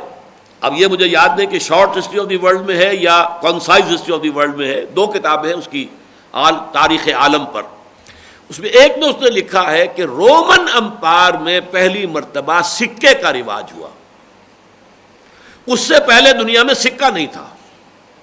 بارٹر تھی، صرف تبادلہ اشیاء کا. ایک شخص کھیت میں کام کر رہا ہے، گندم اگالی ہے اس نے، اور ایک شخص جو ہے کرگے پر بیٹھا ہوا کپڑا بن رہا ہے، کھدر. بس وہ آیا، اس نے کچھ گندم دے دی، کچھ کھدر لے گئے، اللہ اللہ، بیچ میں کوئی سکہ ہے ہی نہیں. سارا کا سارا معاملہ ایکسچینج پر تھا، بارٹر تھا. اور یہ سمپلسٹ فارم آف اکانومی تھی، جس کے اندر اب کیا کریں گے آپ؟ کتنا گندم آپ اپنے پاس ذخیرہ کر لیں گے، کتنا کپڑا وہ بیچارہ جو ہے وہ اپنے پاس جمع کر لے گا، ہولڈنگ کتنی کر لے گا، کچھ نہیں کر سکتا. لیکن جب یہ ہو گیا صاحب ایک تولہ سونا مساوی ہے اتنے من گندم کے، اور ایک تولہ سونا مساوی ہے اتنے گز یا اتنے تھان جو ہے وہ کھدر کے، اب آسان کام ہو گیا. آپ نے اپنی تجوری میں وہ جو تولہ ہے، وہ جو سونا ہے، اس کا سکہ جمع کیا ہوا ہے. اب آپ کے پاس وہ طاقت ہے، مارکیٹ کو مینیپولیٹ کر سکتے ہیں. زیادہ خرید لیا، قیمت بڑھ گئی، ایک دم ریلیز کر دیا، قیمت گر گئی. اور یہ سارا جو ہوتا ہے جو مارکیٹس کا اپ اینڈ ڈاؤن اس وجہ سے ہوتا ہے. کہ وہ سرمایہ جو ہے وہ کھیل رہا ہے اب سکے کی وجہ سے۔ اس موقع پر لکھا ہے اس نے ایچ جی ویلز نے، انسان کو یہ احساس نہیں تھا کہ سکے کی ایجاد کے نتیجے میں اس نے اپنی گردن میں کتنا بڑا توق ڈال لیا ہے۔ یعنی انسان کی اقتصادیات کے اندر جو بڑی پیچیدگی پیدا ہوئی ہے وہ سکے کے ایجاد سے پیدا ہوئی۔ اس کے بعد ایک مرحلہ آیا کہ سکہ بھی گیا، کاغذ رہ گیا، اور وہ کاغذ کے پیچھے جو بھی بینک ایشو کرتا تھا یہ اس کے اوپر لازم تھا کہ سونا موجود رہے وہاں، اس لیے کہ لکھا ہوتا تھا کہ آپ یہ $1 جب بھی پیش کریں گے بل اتنا سونا آپ کو مل جائے گا۔ ایک وقت میں آ کر وہ بھی ختم، اب کوئی پابندی نہیں ہے، اب چھاپتے رہیے آپ اور جس طرح چاہیں جو ہے اکانومی کو مینوپولیٹ کیجئے، جس کو چاہیں اٹھا دیں، جس کو چاہیں گرا دیں۔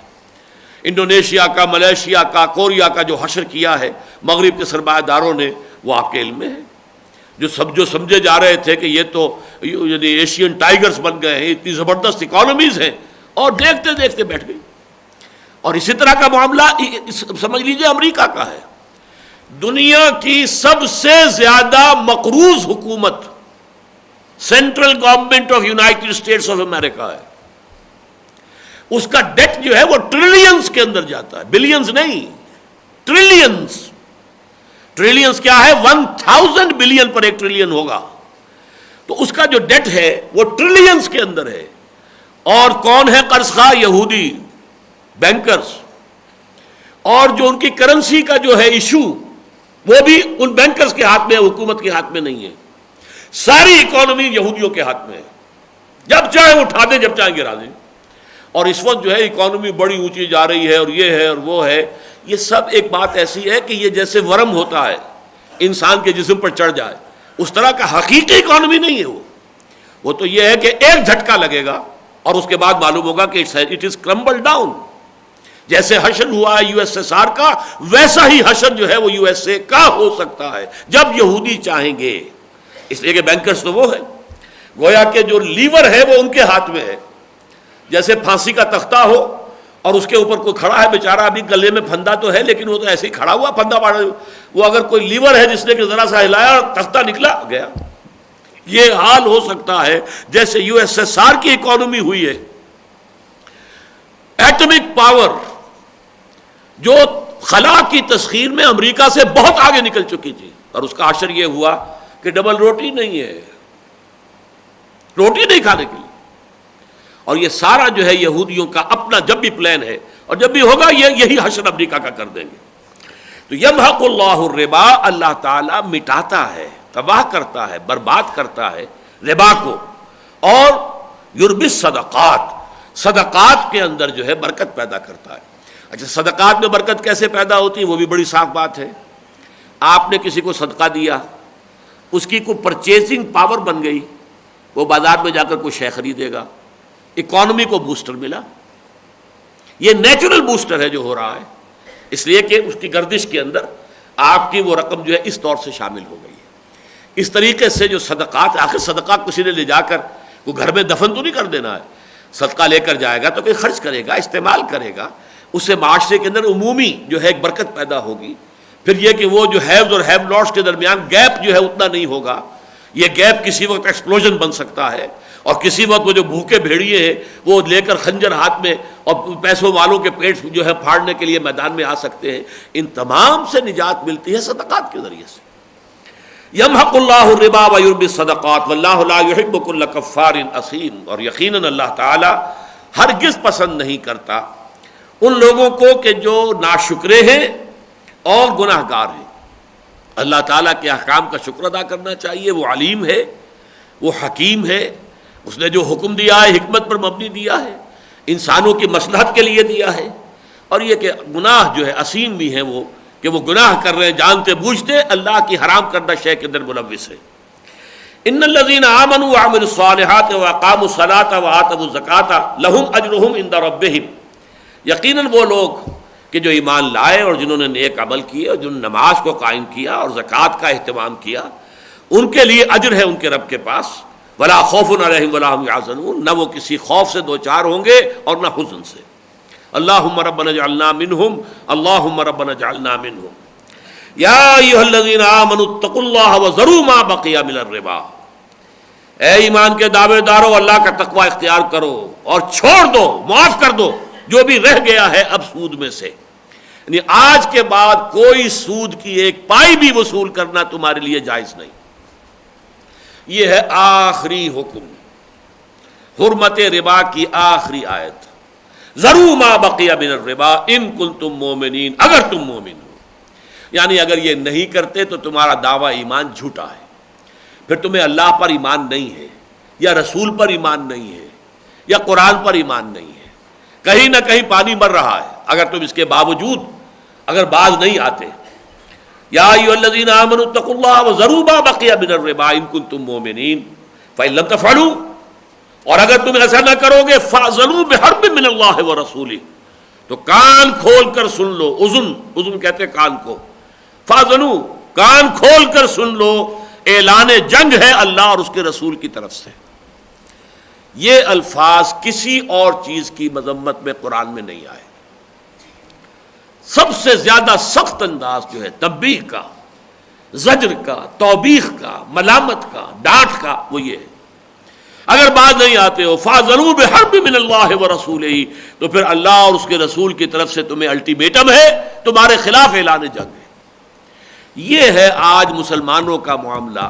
کیوں اللہ ان کی مدد نہیں کر رہا؟ سوچنے کی بات ہے آج کیوں ذلیل کے کل تک نہ تھی پسند گستاخی فرشتہ ہماری جناب میں، اور رحمتیں ہیں تیری اغیار کے کاشانوں پر، اور برق گرتی ہے تو بیچارے مسلمانوں کیوں بڑھتی ہے؟ اس لیے کہ اللہ اور اس کے رسول کا تو اعلان جنگ ہے ہمارے خلاف۔ کوئی ایک ملک بھی ایسا نہیں جس کی اکانومی سود سے پاک ہو۔ میں نہیں کہہ سکتا کہ افغانستان کا اس وقت کیا حال ہے، لیکن یہ کہ کہیں ویسے یہ کہ ایک قسم کا سود تو ہمارے ہاں وہ میرے نزدیک ہے، وہ ہمارے فقہ کے اندر بھی داخل ہو گیا ہے، بیک ڈور سے، چور دروازے سے بے معجل میرے نزدیک سود ہے کہ یہ گلاس نقد پہ لیتے ہو تو 10 روپے کا ہے، اور ایک مہینے کے بعد پیسے دو گے تو 11 روپے۔ یہ 1 روپیہ کیا ہے؟ عقل عام فیصلہ کرتی ہے یہ سود ہے۔ اگر اس کے بعد 10 روپے ہوتے تو وہ 11 کا سودا کر کے کیوں جاتا تم سے؟ گویا کہ تم نے 10 روپے اسے قرض دیے اور 11 لے رہے ہو، یہی سود۔ لیکن ہماری فقہ میں یہ جائز ہے۔ اس حوالے سے سود جو ہے، اور سود کی ایک اور شکل مزارعت، زمین کا سود، وہ بھی ہمارے یہاں داخل ہوا ہے۔ لہذا ہمارے ہاں ویسے اسی لیے میں سمجھتا ہوں کہ علماء اتنے حساس ہیں ہی نہیں سود کے بارے میں۔ میں تو ابھی پشاور گیا ہوا تھا تو وہاں امام کے نام سے ایک مقامی تنظیم بنی ہے، پہلے وہ کوئٹے میں بنی تھی، اب پشاور میں بنی ہے۔ تمام دینی جماعتیں ہیں، تنظیمیں ہیں، 22 کے قریب ہیں، ان میں تنظیم اسلامی بھی شامل ہے، اور وہ وہاں پر یہ جو اب یہ چل رہا ہے ٹی وی کا وہ جو کیا کہتے ہیں اس کو، کیبل نیٹ ورک، اس کے خلاف انہوں نے ایک مہم چلائی۔ ابتداءً انہیں کامیابی بھی ہوئی، لیکن پھر کیبل نیٹ والوں نے جو ہے، نیٹ ورک والوں نے رٹ لیا اور حکومت سے جو ہے اجازت لے لی کہ یہ سینٹرل گورنمنٹ کا معاملہ ہے، یہ پروونشل گورنمنٹ اس میں دخل نہیں دے سکتی، ورنہ وہاں کے گورنر نے ان کے دباؤ میں آ کر پابندی لگا دی تھی، لیکن اب پابندی کھل گئی۔ بہرحال وہ مجھ سے ملنے آئے تھے سب لوگ، 8-10 جماعتوں کے نمائندے تھے، تو میں نے کہا کہ آپ جس خیر میں بھی، جس محدود پیمانے پر جو خیر بھی کریں، جس بدی کے خلاف بھی جد و جہد کریں، مبارک ہے، میں آپ کے لیے دعا گو ہوں، اور تنظیم اسلامی آپ کے ساتھ شامل رہے گی، لیکن ذرا سوچئے آپ کا حال یہ ہے کہ ذرا یہاں ایک پھنسی نکل آئی ہے تو بے چین ہو گئے، اور یہ آپ کو اندازہ نہیں کہ پورا خون فاسد ہو چکا ہے، اس کی پرواہ نہیں۔ یہ ایک جو ہے کیبل نیٹ ورک سے فحاشی پھیلے گی، بدماشی پھیلے گی، بے حیائی پھیلے گی، ٹھیک ہے میں جانتا ہوں، اور وہ تو اور ضروروں سے پھیل رہی ہے۔ آپ کے ہاں جو اینٹینے لگے ہوئے وہ کیا لے کر آ رہے ہیں؟ انٹرنیٹ کیا لے کر آ رہا ہے؟ اب تو یہ کہ یوں سمجھیے جس کے پاس کمپیوٹر ہے اسے اور کسی شے کی ضرورت ہی نہیں، وہ جو بھی چاہے پورنوگرافک پروگرام بڑے سے بڑا جب چاہے دیکھ لے، اس کے لیے تو کھلی ہے دنیا۔ تو لہذا یہ تو دجال کے وہ ایک کے بعد دوسرا، دوسرے کے بعد تیسرا حملہ ہے، لیکن علماء کا یہ ہے کہ وہ اس چیز پر اب گھبرا گئے، کر کچھ نہیں سکیں گے،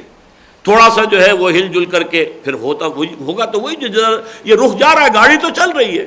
آپ گاڑی جو چل رہی ہے ایک خاص سمت میں، آپ اس کو جب تک کہ انجن کو نہیں پکڑیں گے اور اس کو نہیں بند کریں گے، گاڑی تو چلتی جائے گی۔ آپ ڈبے کے اندر بیٹھے ہوئے کشمکش آتے رہیے، ادھر سے ادھر اپنا رخ کر لیجئے۔ یہ مولانا مودودی نے تمثیل پیش کی تھی کہ جب تک نظام کو نہ بدلا جائے تو اس شخص جو اس گاڑی میں سوار ہے وہ مجبور ہے اسی رخ پر چلا جا رہا ہے جس طرف کہ وہ نظام اس کو لے کر جا رہا ہے۔ زیادہ سے زیادہ وہ یہ کر سکتا ہے کہ اپنی پیٹھ کر دے ادھر جدھر وہ گاڑی جا رہی ہے، بس، اور کیا کرے گا؟ جائے گا تو ادھر ہی، منہ نہ کرے پیٹھ کر دے گا۔ تو جب تک نظام نہیں بدلتا، اس نظام بدلنے کی آپ کو فکر ہی نہیں ہے۔ تب میں نے کہا کہ حدیث میں آ رہا ہے کہ سود کے گناہ کے 70 حصے ہیں، جن میں کچھ چھوٹے ہیں کچھ بڑے ہیں، اور سب سے چھوٹا اس کے مساوی ہے کہ کوئی شخص اپنی ماں کے ساتھ زنا کرے، اس پر آپ کو کوئی فکر ہی نہیں۔ آج تک علماء نے کوئی تحریک چلائی ہی نہیں۔ بہرحال یہ میں نے عرض کیا تھا کہ چونکہ خود فقہ میں سود در آیا ہے، ایک بڑے یوں سمجھیے کہ نقب لگا کر پشت سے، اس لیے وہ احساس کند ہو گیا، اس کے اندر وہ تلخی ہے ہی نہیں۔ اور میں نے اپنا مشاہدہ آپ کو بتا دیا، میں نے اپنی زندگی میں جس قدر اس معاملے کے اندر نفرت اور جس قدر حساسیت دیکھی تھی شیخ محمود احمد مرحوم میں نے آج تک کسی اور میں نہیں دیکھی۔ تو اگر بات نہیں آتے تو فَاذَنُوا بِحَرْبٍ مِّنَ اللَّهِ وَرَسُولِهِ وَإِن تُبْتُمْ فَلَكُمْ رُءُوسُ أَمْوَالِكُمْ، اگر تم توبہ کرو، واقعتاً باز آ جاؤ، تو تمہارے لیے تمہارے راس المال جو ہے ان کا حق برقرار رہے گا، اصل مال تم لے سکتے ہو۔ لا تظلمون ولا تظلمون، نہ تم ظلم کرو نہ تم پر ظلم کیا جائے۔ راس المال جو ہے دبا لینا یہ تم پر ظلم ہو جائے گا، راس المال پر زائد لینا یہ تمہارا ظلم ہوگا اس پر کہ جو مقروض ہے تمہارا۔ لہذا دونوں طرف سے اللہ تعالیٰ عدل کا معاملہ کر رہا ہے۔ لا تظلمون ولا تظلمون، نہ تم ظلم کرو کہ سود لو، نہ تم پر ظلم کیا جائے کہ تمہارا راس المال بھی ضبط کر لیا جائے۔ وَإِن كَانَ ذُو عُسْرَةٍ، ہاں اگر وہ ہو جو مدیون ہے، مقروض ہے، وہ اگر تنگی میں ہے، تنگ دست ہے، نہیں ادا کر سکتا، فَنَظِرَةٌ إِلَىٰ مَيْسَرَةٍ، تو اسے مہلت دو، انتظار کرو یہاں تک کہ اس کے اندر فراخی اور کشائش پیدا ہو جائے۔ اگر اس کے ہاں آسان حالات اچھے ہو جائے تب واپس کر دے گا۔ اب ظاہر بات ہے کہ اس میں آپ سود نہیں بڑھا سکتے، سود تو حرام ہی ہو گیا ہے۔ اب جو مہلت ہوگی وہ کسی سود کے عوض نہیں ہوگی، بلا سودی مہلت ہوگی کہ جو دی جائے گی۔ ٹھیک ہے بھائی، ابھی آپ نہیں دے سکتے، ٹھیک ہے، جب آپ کا ہاتھ جو ہے ذرا کھل جائے، آپ کے لیے ممکن ہو، آپ کے لیے وسعت پیدا ہو جائے، دے دیجیے گا۔ لیکن اس سے بھی اگلا مقام وہ جو میں نے گنوایا تھا نا اوپر کا ٹاپ کا، وَأَن تَصَدَّقُوا خَيْرٌ لَكُمْ، اگر تم بخش ہی دو، صدقہ کر دو، یہ تمہارے لیے کہیں بہتر ہے۔ کیوں؟ تمہارا تو یہ عفو تھا، تمہارا یہ سرپلس مال تھا، جس کے لیے کہ اصل جو اللہ تعالیٰ کو مطلوب ہے اور پسند ہے وہ تو یہ ہے کہ وہ ہے اس لیے کہ انفاق کر دیا جائے۔ یسألونک ماذا ينفقون قل العفو۔ تو بہرحال تم نے جو بھی کیا، اب اگر تم نے اللہ تعالیٰ کی طرف سے اس حرمت کے حکم کے آنے کے بعد توبہ کر لی ہے تو ٹھیک ہے، راس المال تمہارا تمہیں مل جائے گا۔ لیکن اگر کوئی مقروض اتنا برا حال میں ہے، اس قدر سخت ہے اس کی کیفیت ہے، وہ ادا نہیں کر سکتا ہے، تو بہتر ہے کہ معاف کر دو، بخش دو۔ وَأَن تَصَدَّقُوا خَيْرٌ لَكُمْ إِن كُنتُمْ تَعْلَمُونَ، یہی تمہارے لیے بہتر ہے اگر تم سمجھو، علم رکھتے ہو۔ اس سے علم سے کون سی مراد ہے؟ علم آخرت۔ اگر آخرت کا یقین ہے تو جو کچھ اجر و ثواب وہاں ملنے والا ہے اس کا تمہیں کوئی بھی اندازہ ہے تو تمہیں معلوم ہوگا کہ یہ کہیں بہتر ہے کہ اللہ کی راہ میں صدقہ کر دو۔ وَاتَّقُوا يَوْمًا تُرْجَعُونَ فِيهِ إِلَى اللَّهِ، اس کے بارے میں آتا ہے کہ یہ آیت آخری ہے جو قرآن کی نازل ہوئی ہے۔ اور ڈرو اس دن سے جس دن کے تم لوٹا دیے جاؤ گے اللہ کی طرف۔ وَاتَّقُوا يَوْمًا، اب یہ آیت جو ہے اس طرح کی پہلے بھی آ چکی ہے۔ وَاتَّقُوا يَوْمًا لَا تَجْزِي نَفْسٌ عَن نَفْسٍ شَيْئًا وَلَا يُقْبَلُ مِنْهَا عَدْلٌ وَلَا تَنْفَعُهَا شَفَاعَةٌ وَلَا هُمْ يُنصَرُونَ، دو مرتبہ جو ہے یہ چار چیزوں کی نفی مطلق آ چکی ہے، اسی لیے یہاں فرمایا وَاتَّقُوا يَوْمًا تُرْجَعُونَ فِيهِ إِلَى اللَّهِ، ڈرو اس دن سے جس دن کہ تمہیں لوٹایا جائے گا اللہ کی طرف۔ ثُمَّ تُوَفَّىٰ كُلُّ نَفْسٍ مَا كَسَبَتْ، پھر پورا پورا بھرپور دے دیا جائے گا ہر جان کو جو کچھ کہ اس نے کمائی کی ہوگی۔ یہ وفا یفی، اوفا یوفی، وفا یوفی، استوفا یستوفی، اس کی جو مختلف شکلیں آتی ہیں، صرف ان کی پہچان نہ ہونے کی وجہ سے قادیانیوں نے بہت سے مسلمان نوجوانوں کو گمراہ کیا کہ دیکھو حضرت عیسیٰ کے لیے انی متوفی کا ورافع کا الیہ، وہ تو وفات ہو گئی۔ اب اس لفظ کی جو کیفیتیں بدلتی ہیں، وفا پورا کرنا، وفا یفی، اوفا یوفی پورا پورا دے دینا، وفا یوفی اور زیادہ زور دے کر پورا پورا دے دینا، توفا یا توفا پورا پورا لے لینا، استوفا یستوفی پورا پورا لے لینا، اوفا یوفی اور وفا یوفی پورا پورا دے دینا، اور توفا یتوفا اور استوفا اور یستوفا یہ ہے پورا پورا لے لینا. تو یہاں وفا ہے. ثم توفا کل نفس ما کسبت،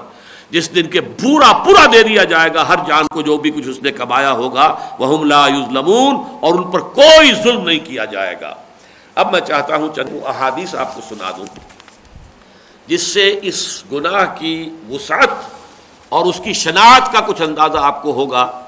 نبی اکرم صلی اللہ علیہ وسلم کی زبان مبارک سے. شناعت کے لیے پہلے دیکھیے، عن عبداللہ ابن مسعود رضی اللہ عنہما قال لعن رسول اللہ صلی اللہ علیہ وسلم آکل الربا وموکلہ. هذه روایت مسلم وفی روایت الترمذی وابی داود وابن ماجہ لعن آکل الربا وموکلہ وشاہدیہ وکاتبہ. یہ جو مسلم شریف کی روایت ہے حضرت عبداللہ ابن مسعود سے، اس میں تو حضور کے یہ الفاظ نقل ہوئے ہیں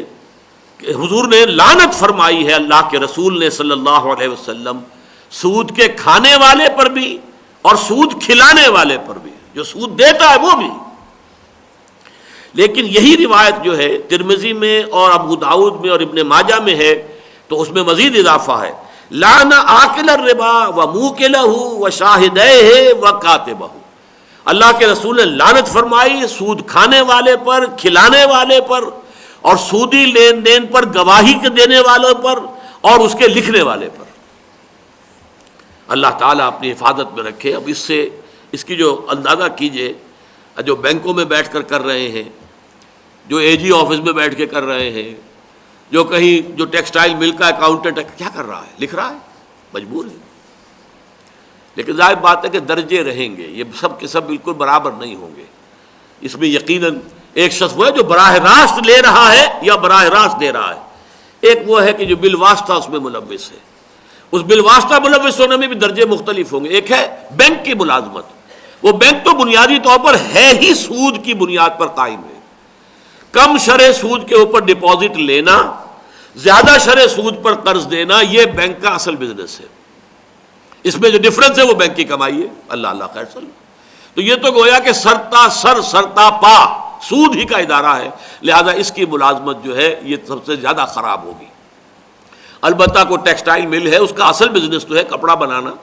لیکن وہاں پہ سودی رقم لگی ہوئی ہے. یہ گویا کہ ثانوی درجے کے اندر پھر سود اس کے اندر آ گیا، بالواسطہ ثانوی. تو اس طریقے سے کم عملی شکل یہی ہو سکتی ہے دنیا میں کہ آپ گاڑھے سود کے مقابلے میں پتلے سود کی طرف،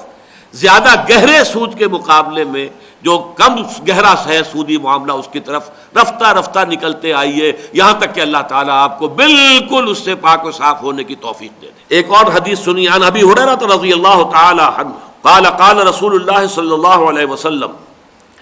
حضرت ابو ہریرہ سے روایت ہے، وہ فرماتے ہیں کہ حضور نے ارشاد فرمایا اتیت لیلۃ الاسرا بی علی قوم بطونہم کالبیوت فیہا الحیات ترا من خارج بطونہم فقلت من ہؤلاء یا جبرائیل قال ہؤلاء اکلۃ الربا. رواہ ابن ماجہ. ابن ماجہ کی روایت ہے، حضور نے فرمایا کہ جو مجھے معراج ہوا جس شب، تو مجھے لے جایا گیا، میرا گزر ہوا ایک ایسی قوم کی طرف، ایسے لوگوں کی طرف کہ ان کے پیٹ اتنے بڑے بڑے تھے جیسے گھر ہوتے ہیں، اور ان میں بھرے ہوئے تھے سانپ جو ان کے پیٹوں کے باہر سے بھی نظر آ رہے تھے، وہ کل بلاتے ہوئے سانپ اندر. میں نے پوچھا جبرائیل یہ کون لوگ ہیں؟ جبرائیل نے جواب دیا یہ سود خور ہیں، سود کے کھانے والے. وعنہ انہی حضرت ابو ہریرہ سے روایت ہے قال قال رسول اللہ صلی اللہ علیہ وسلم الربا 70 حوبا ایسرها ينكح الرجل امه. رواہ ابن ماجہ. یہ جو سود ہے اس کے 70 حصے ہیں گناہ کے، چھوٹے بھی بڑے بھی. ایک اور روایت میں جزءن کا لفظ آیا ہے، الربا 70 جزءن، جز ہیں اس کے اجزاء ہیں 70. ایسرها، اور ان اجزاء میں سے یا ان گناہوں میں سے سب سے ہلکا اس کے مساوی ہے ان ينكح الرجل امه، کہ کوئی شخص اپنی ماں کے ساتھ بدکاری کرے. یہ تو شناعت سود جو ہے، حرمت ربا اور شناعت ربا کے بارے میں یہ 3 احادیث کافی ہیں. اب وسعت کے بارے میں دیکھیے. عن ابی ہریرہ رضی اللہ تعالی عنہ ان رسول اللہ صلی اللہ علیہ وسلم قال لَيَأْتِيَنَّ عَلَى النَّاسِ زَمَانٌ لَا يَبْقَى أَحَدٌ إِلَّا أَكَلَ الرِّبَا فَمَنْ لَمْ يَأْكُلْ أَصَابَهُ مِنْ بُخَارِهِ قال ابن عیسیٰ أَصَابَهُ مِنْ غُبَارِهِ۔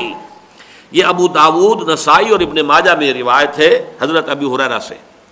کہ حضور نے فرمایا لوگوں پر ایک زمانہ ایسا آ جائے گا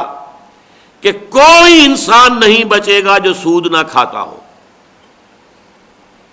اور اگر کوئی شخص سود کھائے گا نہیں تو بھی اس کا دھواں تو اس کو ضرور پہنچ جائے گا۔ اور ایک اور روایت جو ابن عیسیٰ سے ہے اس میں یہ ہے کہ غبار تو اسے لازماً سود کا پہنچ جائے گا، یعنی وہ فضا میں اس طریقے سے ہوگا جیسے آپ کو معلوم ہوتا ہے کبھی ڈسٹ سسپینشن ہو جاتا ہے، فضا میں غبار ہے، اب کیا کریں گے آپ؟ سانس تو لینا ہے زندہ رہنے کے لیے، اور وہ غبار آپ کے اندر جائے گا، آپ نہیں روک سکتے۔ اسی طرح دھواں ہے کہیں، اب آپ یہ تو نہیں کر سکتے کہ سانس روک لیں، آپ سانس لیں گے اس میں دھواں جائے گا اندر، تو گویا کہ اس طریقے سے وہ فضا کے اندر حل ہو جائے گا، اس طریقے سے اس میں موجود ہوگا کہ کسی انسان کے لیے بھی دخان یا غبار یا بخار، یہ تین الفاظ آتے ہیں، دھواں یا بھاپ یا غبار، یہ تو ہر شخص کے اندر جائے گا۔ باقی جو شخص براہ راست ملوث ہو اس کے بارے میں تو جو روایت ہے وہ آئی گئی ہے۔ عن مسروق ابن عبداللہ عن النبی صلی اللہ علیہ وسلم، حضرت مسروق سے عن عبداللہ، وہ عبداللہ سے روایت کرتے ہیں اور وہ حضرت نبی اکرم صلی اللہ علیہ وسلم سے آپ نے فرمایا الربا ثلاثۃ وسبعون بابا، سود کے 73 شعبے ہیں، 73 دروازے ہیں۔ یہ اصل میں مسئلہ ہے جس کے بارے میں کہ پھر حضرت عمر نے کہا کہ ہم پر پوری طرح بات واضح نہیں ہو سکی، اس لیے کہ ایک مزارعت کی ایک شکل کے بارے میں بھی حضور نے کہا یہ سود ہے۔ حضرت رافع ابن خدیج کی بڑی مشہور روایت ہے کہ وہ تھے مہاجر، حضور ایک دفعہ کہیں مدینے سے باہر نکلے، دیکھا کہ وہ ایک کھیت میں کام کر رہے ہیں، پوچھا رافع یہ تم کیسے یہاں اس کھیت میں؟ کہنے لگے یہ فلاں انصاری کی زمین ہے، تو میرا ان سے معاہدہ ہوا، محنت میں کروں گا، کاشت میں کروں گا، پھر ہم تقسیم کر لیں گے۔ فرمایا قد اربیتما، نہیں نہیں نہیں نہیں، تم نے یہ سودی معاملہ کیا ہے، رد الارض الی اہلہا، زمین لوٹا دو جو مالک ہیں ان کو، اور اس پہ جو تم نے خرچ کیا ہے، انویسٹ کیا، وہ ان سے وصول کر لو۔ اب اس روایت کو مانتے سب ہیں، سب مانتے ہیں کہ صحیح ہے، لیکن تعویل یہ کی ہے کہ یہ خاص قسم کی مزارعت تھی، اور وہ مزارعت یہ ہوتی تھی کہ ایک کھیتی ہے، اس کے ساتھ جو پانی کی نالیاں چل رہی ہیں، تو جو پیداوار ان نالیوں کے دونوں کناروں کے ساتھ ساتھ ہے وہ تو مالک کی، جو ذرا دور ہے وہ مزارع کی۔ یہ شکل جو ہے اس کو آپ نے کہا سود۔ میرے نزدیک یہ بالکل غلط ہے، اور اس موضوع پر میں نے کتاب شائع کی تھی، 15-20 سال ہو گئے اب تو اس کو، اب تو مولانا تحسین صاحب کا انتقال بھی ہو گیا رحمہ اللہ، تو ان کی کتاب کو میں سمجھتا ہوں حرف آخر ہے اس موضوع کے اوپر کہ یہ بالکل غلط تعویلیں ہیں۔ مزارعت ربا ہے، اس لیے کہ مزارعت میں یہ مزاربت والی بات ہو ہی نہیں سکتی۔ مزاربت کیا ہے؟ اگر کاروبار میں نقصان ہو گیا تو سارا سرمایہ جو اصل مال رب المال ہے اس کا گیا، اور یہاں یہ کہ فصل برباد ہو گئی تو زمین والے کی زمین تو وہی کی وہی ہے، کچھ بھی نہیں بگڑا اس کا، وہ تو سارا نقصان جو ہے وہ محنت جس نے کی ہے اس کی ہو گئی۔ لہذا مزاربت پر قیاس نہیں کیا جا سکتا، یہ سودی معاملہ ہے، اور اس کو حضور نے قد اربیتما، تم نے سودی معاملہ کیا ہے۔ لیکن بہرحال جیسا کہ میں نے عرض کیا ہے، فقہ کے اندر پھر یہ چیزیں جائز کی گئی ہیں۔ جب دور ملوکیت آ گیا، اور ملوکیت کے پنجے پاؤں ہوتے ہیں جاگیردار، جاگیرداروں پر 30,000 منصبدار، 20,000 منصبدار، 5,000، 10,000، انہی کے اوپر بادشاہ بیٹھا ہوتا تھا۔ لہذا یہ جاگیرداری جو ہے در حقیقت یہ پاؤں ہے، جیسے کنسلا چل رہا ہو اور اس کے آپ کو معلوم ہے سینکڑوں پاؤں ہیں، اسی طرح جو ہے بادشاہ کے یہ پاؤں ہیں جاگیردار، اور جاگیردار کے پاس جاگیر اتنی بڑی ہے وہ خود کاشت کیسے کرے گا؟ کر ہی نہیں سکتا، مزارعت اس کے لیے لازم ہے۔ لہذا اس کو جواز کا فتویٰ دیا قاضی ابو یوسف اور امام محمد رحمہم اللہ دونوں نے، جبکہ قاضی ابو یوسف نے قاضی القضات ہونے کا منصب قبول کر لیا، جبکہ ان کے استاذ امام اعظم امام ابو حنیفہ کا فتویٰ یہ ہے کہ ہر نوع کی مزارعت حرام مطلق ہے، اور انہوں نے قاضی القضات بننے کی آفر قبول نہیں کی تھی۔ بہرحال یہ ایک علیحدہ بحث ہے لیکن میں اسی لیے عرض کر رہا ہوں کہ سود کس درجے بیع و شرع کے اندر آ جاتا ہے. اب آج جو ہے قسطوں کے اوپر مال جو ہے زیادہ قیمت کے اوپر، اور بالکل فتویٰ ہے یہ علماء کا جائز ہے، اور اسی کے حوالے سے اسلامی بینکنگ کا نظام چل رہا ہے. اب وہ در حقیقت اسی میں جو سود کو ایک جواز کا فتویٰ دیا گیا ہے، اسی کے حوالے سے یہ ساری شکلیں جو ہے، یہ مارک اپ ہے اور یہ لیزنگ ہے اور یہ مضاربہ وغیرہ جس جو نام سے ہو رہے ہیں، وہ حقیقت میں وہ بالکل سود سے خالی نہیں ہے، بلکہ سود کا عنصر شامل ہے. لیکن یہ سود کا وہ عنصر ہے جو فقہی طور پر جائز ہے. تو سود کے بھی دو حصے ہو گئے، ایک وہ جو فقہی طور پر جائز کر لیا گیا، اور ایک وہ کہ جو ان کے نزدیک بھی حرام ہے. تو میں صرف یہ کہا کرتا ہوں کہ اگر ان علماء کی رائے پر مبنی بھی کوئی نظام بنے تو ایک حصہ تو سود کا ختم ہو جائے گا نا کم سے کم. البتہ کامل خاتمہ جو ہے وہ ٹوٹل ریولوشن کے بغیر ممکن نہیں ہے. ٹوٹل ریولوشن، جبکہ ہر شے جو ہے پوری کی پوری عمارت ادھیڑ کر دوبارہ بنائی جاتی ہے. گفت رومی ہر بنا کونا کا آبادہ کنند تو نہ دانی اولا تعمیر را ویرا کنند. یہ سارا جاگیردارانہ نظام، یہ سارا زمینداری کا نظام، یہ سارے نظام تلپٹ ہوں گے تب کہیں جا کر سود کا خاتمہ ہوگا. یہ تلپٹ کے لفظ سے مجھے علامہ اقبال کے دو شعر اور یاد آ گئے، بڑے پیارے شعر ہیں. یہ مجھے پچھلے ہی سال میرے علم میں آئے ہیں. میں نے اصل میں علامہ کے پورے فارسی کلام کا بالاستیعاب مطالعہ نہیں کیا ہے، لیکن یہ ہے کہ کافی چیزیں نظر سے گزری ہیں، کبھی کبھی نئی شے بھی میرے علم میں آتی ہے. تو واقعہ یہ ہے کہ میں حیران رہ گیا. این بنوک این فکر چالاک یہود، یہ جو بینکنگ ہے، بنوک بینک کی جمع، بنوک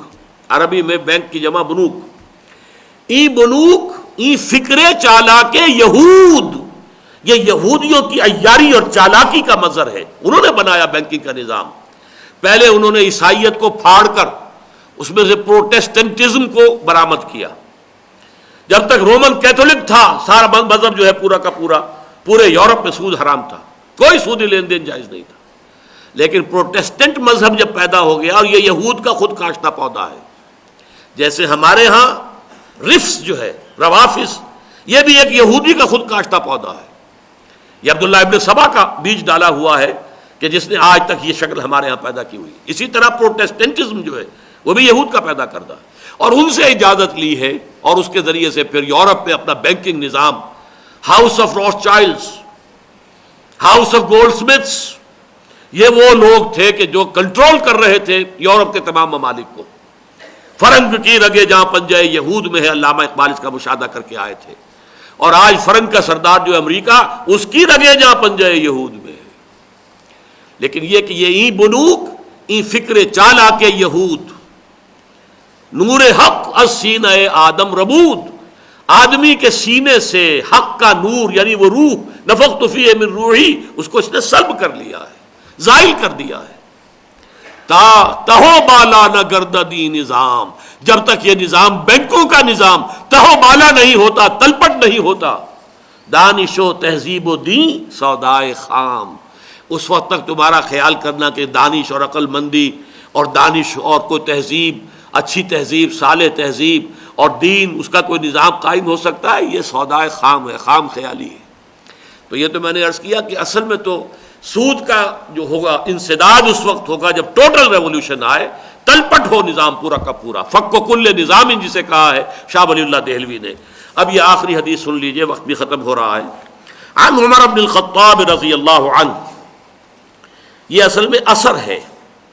ایک ہوتی ہے خبر، حضور کا فرمان یا حضور کا فعل یا حضور کی تقریر، اسے ہم کہتے ہیں خبر. صحابی کا قول، صحابی کا فعل، صحابی کی تقریر، یہ کہلاتا ہے اثر. اور اخبار اور آثار کو جمع کر کے حدیث کہتے ہیں. حدیث میں اخبار بھی ہے، آثار بھی ہے. صحابی کا قول بھی حدیث شمار ہوتا ہے، اگرچہ وہ حدیث نبی نہیں ہے، صحابی کا قول ہے، لیکن وہ حدیث، اس لیے کہ گمان غالب یہ ہے کہ وہ اپنی طرف سے نہیں کہہ رہے، حضور سے سن کر ہی کہہ رہے ہوں. تو عن عمر بن الخطاب رضی اللہ عنہ، حضرت عمر سے مروی ہے، انہوں نے فرمایا ان آخر ما نزلت آیت الربا، بالکل آخر میں جو نازل ہوئی ہیں آیتیں وہ آیت الربا ہے. وان رسول اللہ صلی اللہ علیہ وسلم قبض، اور یہ کہ اللہ کے رسول صلی اللہ علیہ وسلم کی رحلت ہو گئی، آپ کی روح قبض کر لی گئی، آپ کا انتقال ہو گیا، وَلَمْ يُفَسِّرْهَا لَنَا، اور آپ نے اس کی پوری تفسیر ہمارے لیے ابھی نہیں کی تھی. یعنی کن کن چیزوں میں سود ہے. ایک تو براہ راست جو سود معروف تھا وہ تو سب کو معلوم ہو گیا کہ سود حرام ہے، لیکن یہ سود تو وہ لعنت ہے جو پرمیٹ کرتی ہے کاروبار میں، مختلف اور معاملات میں، بیع و شرع میں کیا کیا شکلیں اختیار کرتی ہے. تو اس کے بارے میں ابھی تک پورا علم حضور نے ہمیں نہیں دیا تھا، لہذا اب اس سے جو نتیجہ نکالا ہے بہت عمدہ بات ہے. فَدَعُوا الرِّبَا وَالرِّبَا، تو دیکھو یا مسلمانوں، جس چیز کا ربا ہونا تمہیں معلوم ہو جائے اسے تو چھوڑنا ہی ہے، جس کے بارے میں شک بھی ہو جائے کہ یہ سود ہو سکتا ہے اسے بھی چھوڑ دو. یہ نتیجہ ہونا چاہیے اس کا. جبکہ اس کے برعکس لوگ یہ کر رہے ہیں کہ جہاں شبہ ہے شبہ والی بات کو جائز قرار دے رہے ہیں. نہیں، فَدَعُوا الرِّبَا وَالرِّبَا، جہاں پر کہ ربا ہونا بالکل واضح ہو اسے تو چھوڑنا ہی ہے، جہاں شائبہ شک بھی ہو کہ یہ ربا ہو سکتا ہے اس سے بھی باز آ جاؤ. اللہ تعالی ہمیں اس لعنت میں براہ راست ملوث ہونے سے تو اپنی حفاظت میں رکھے، اور بالواسطہ معاملے میں بھی ہمیں توفیق دے کہ رفتہ رفتہ کم سے کم تر اس کی طرف ہم بڑھتے چلے جائیں تاکہ اس سے اپنے دامن کو پاک کر لیں، سوائے اس غبار کے یا دخان کے یا جو بھی اس کا ہمارے اندر جا رہا ہے بغیر ہماری کسی ارادے کے، بغیر ہماری کسی ایکٹیو انوالومنٹ کے. اللہ تعالیٰ اس کو معاف فرمانے والا ہے، اور اس کی معافی کفارہ کیا ہے؟ اللہ کے دین کے لیے جد و جہد کریں گے تو وہ جد و جہد در حقیقت اس کا کفارہ بن جائے گا. بارک اللہ لی و لکم فی القرآن العظیم ونفعنی و ایاکم بالآیات والذکر الحکیم.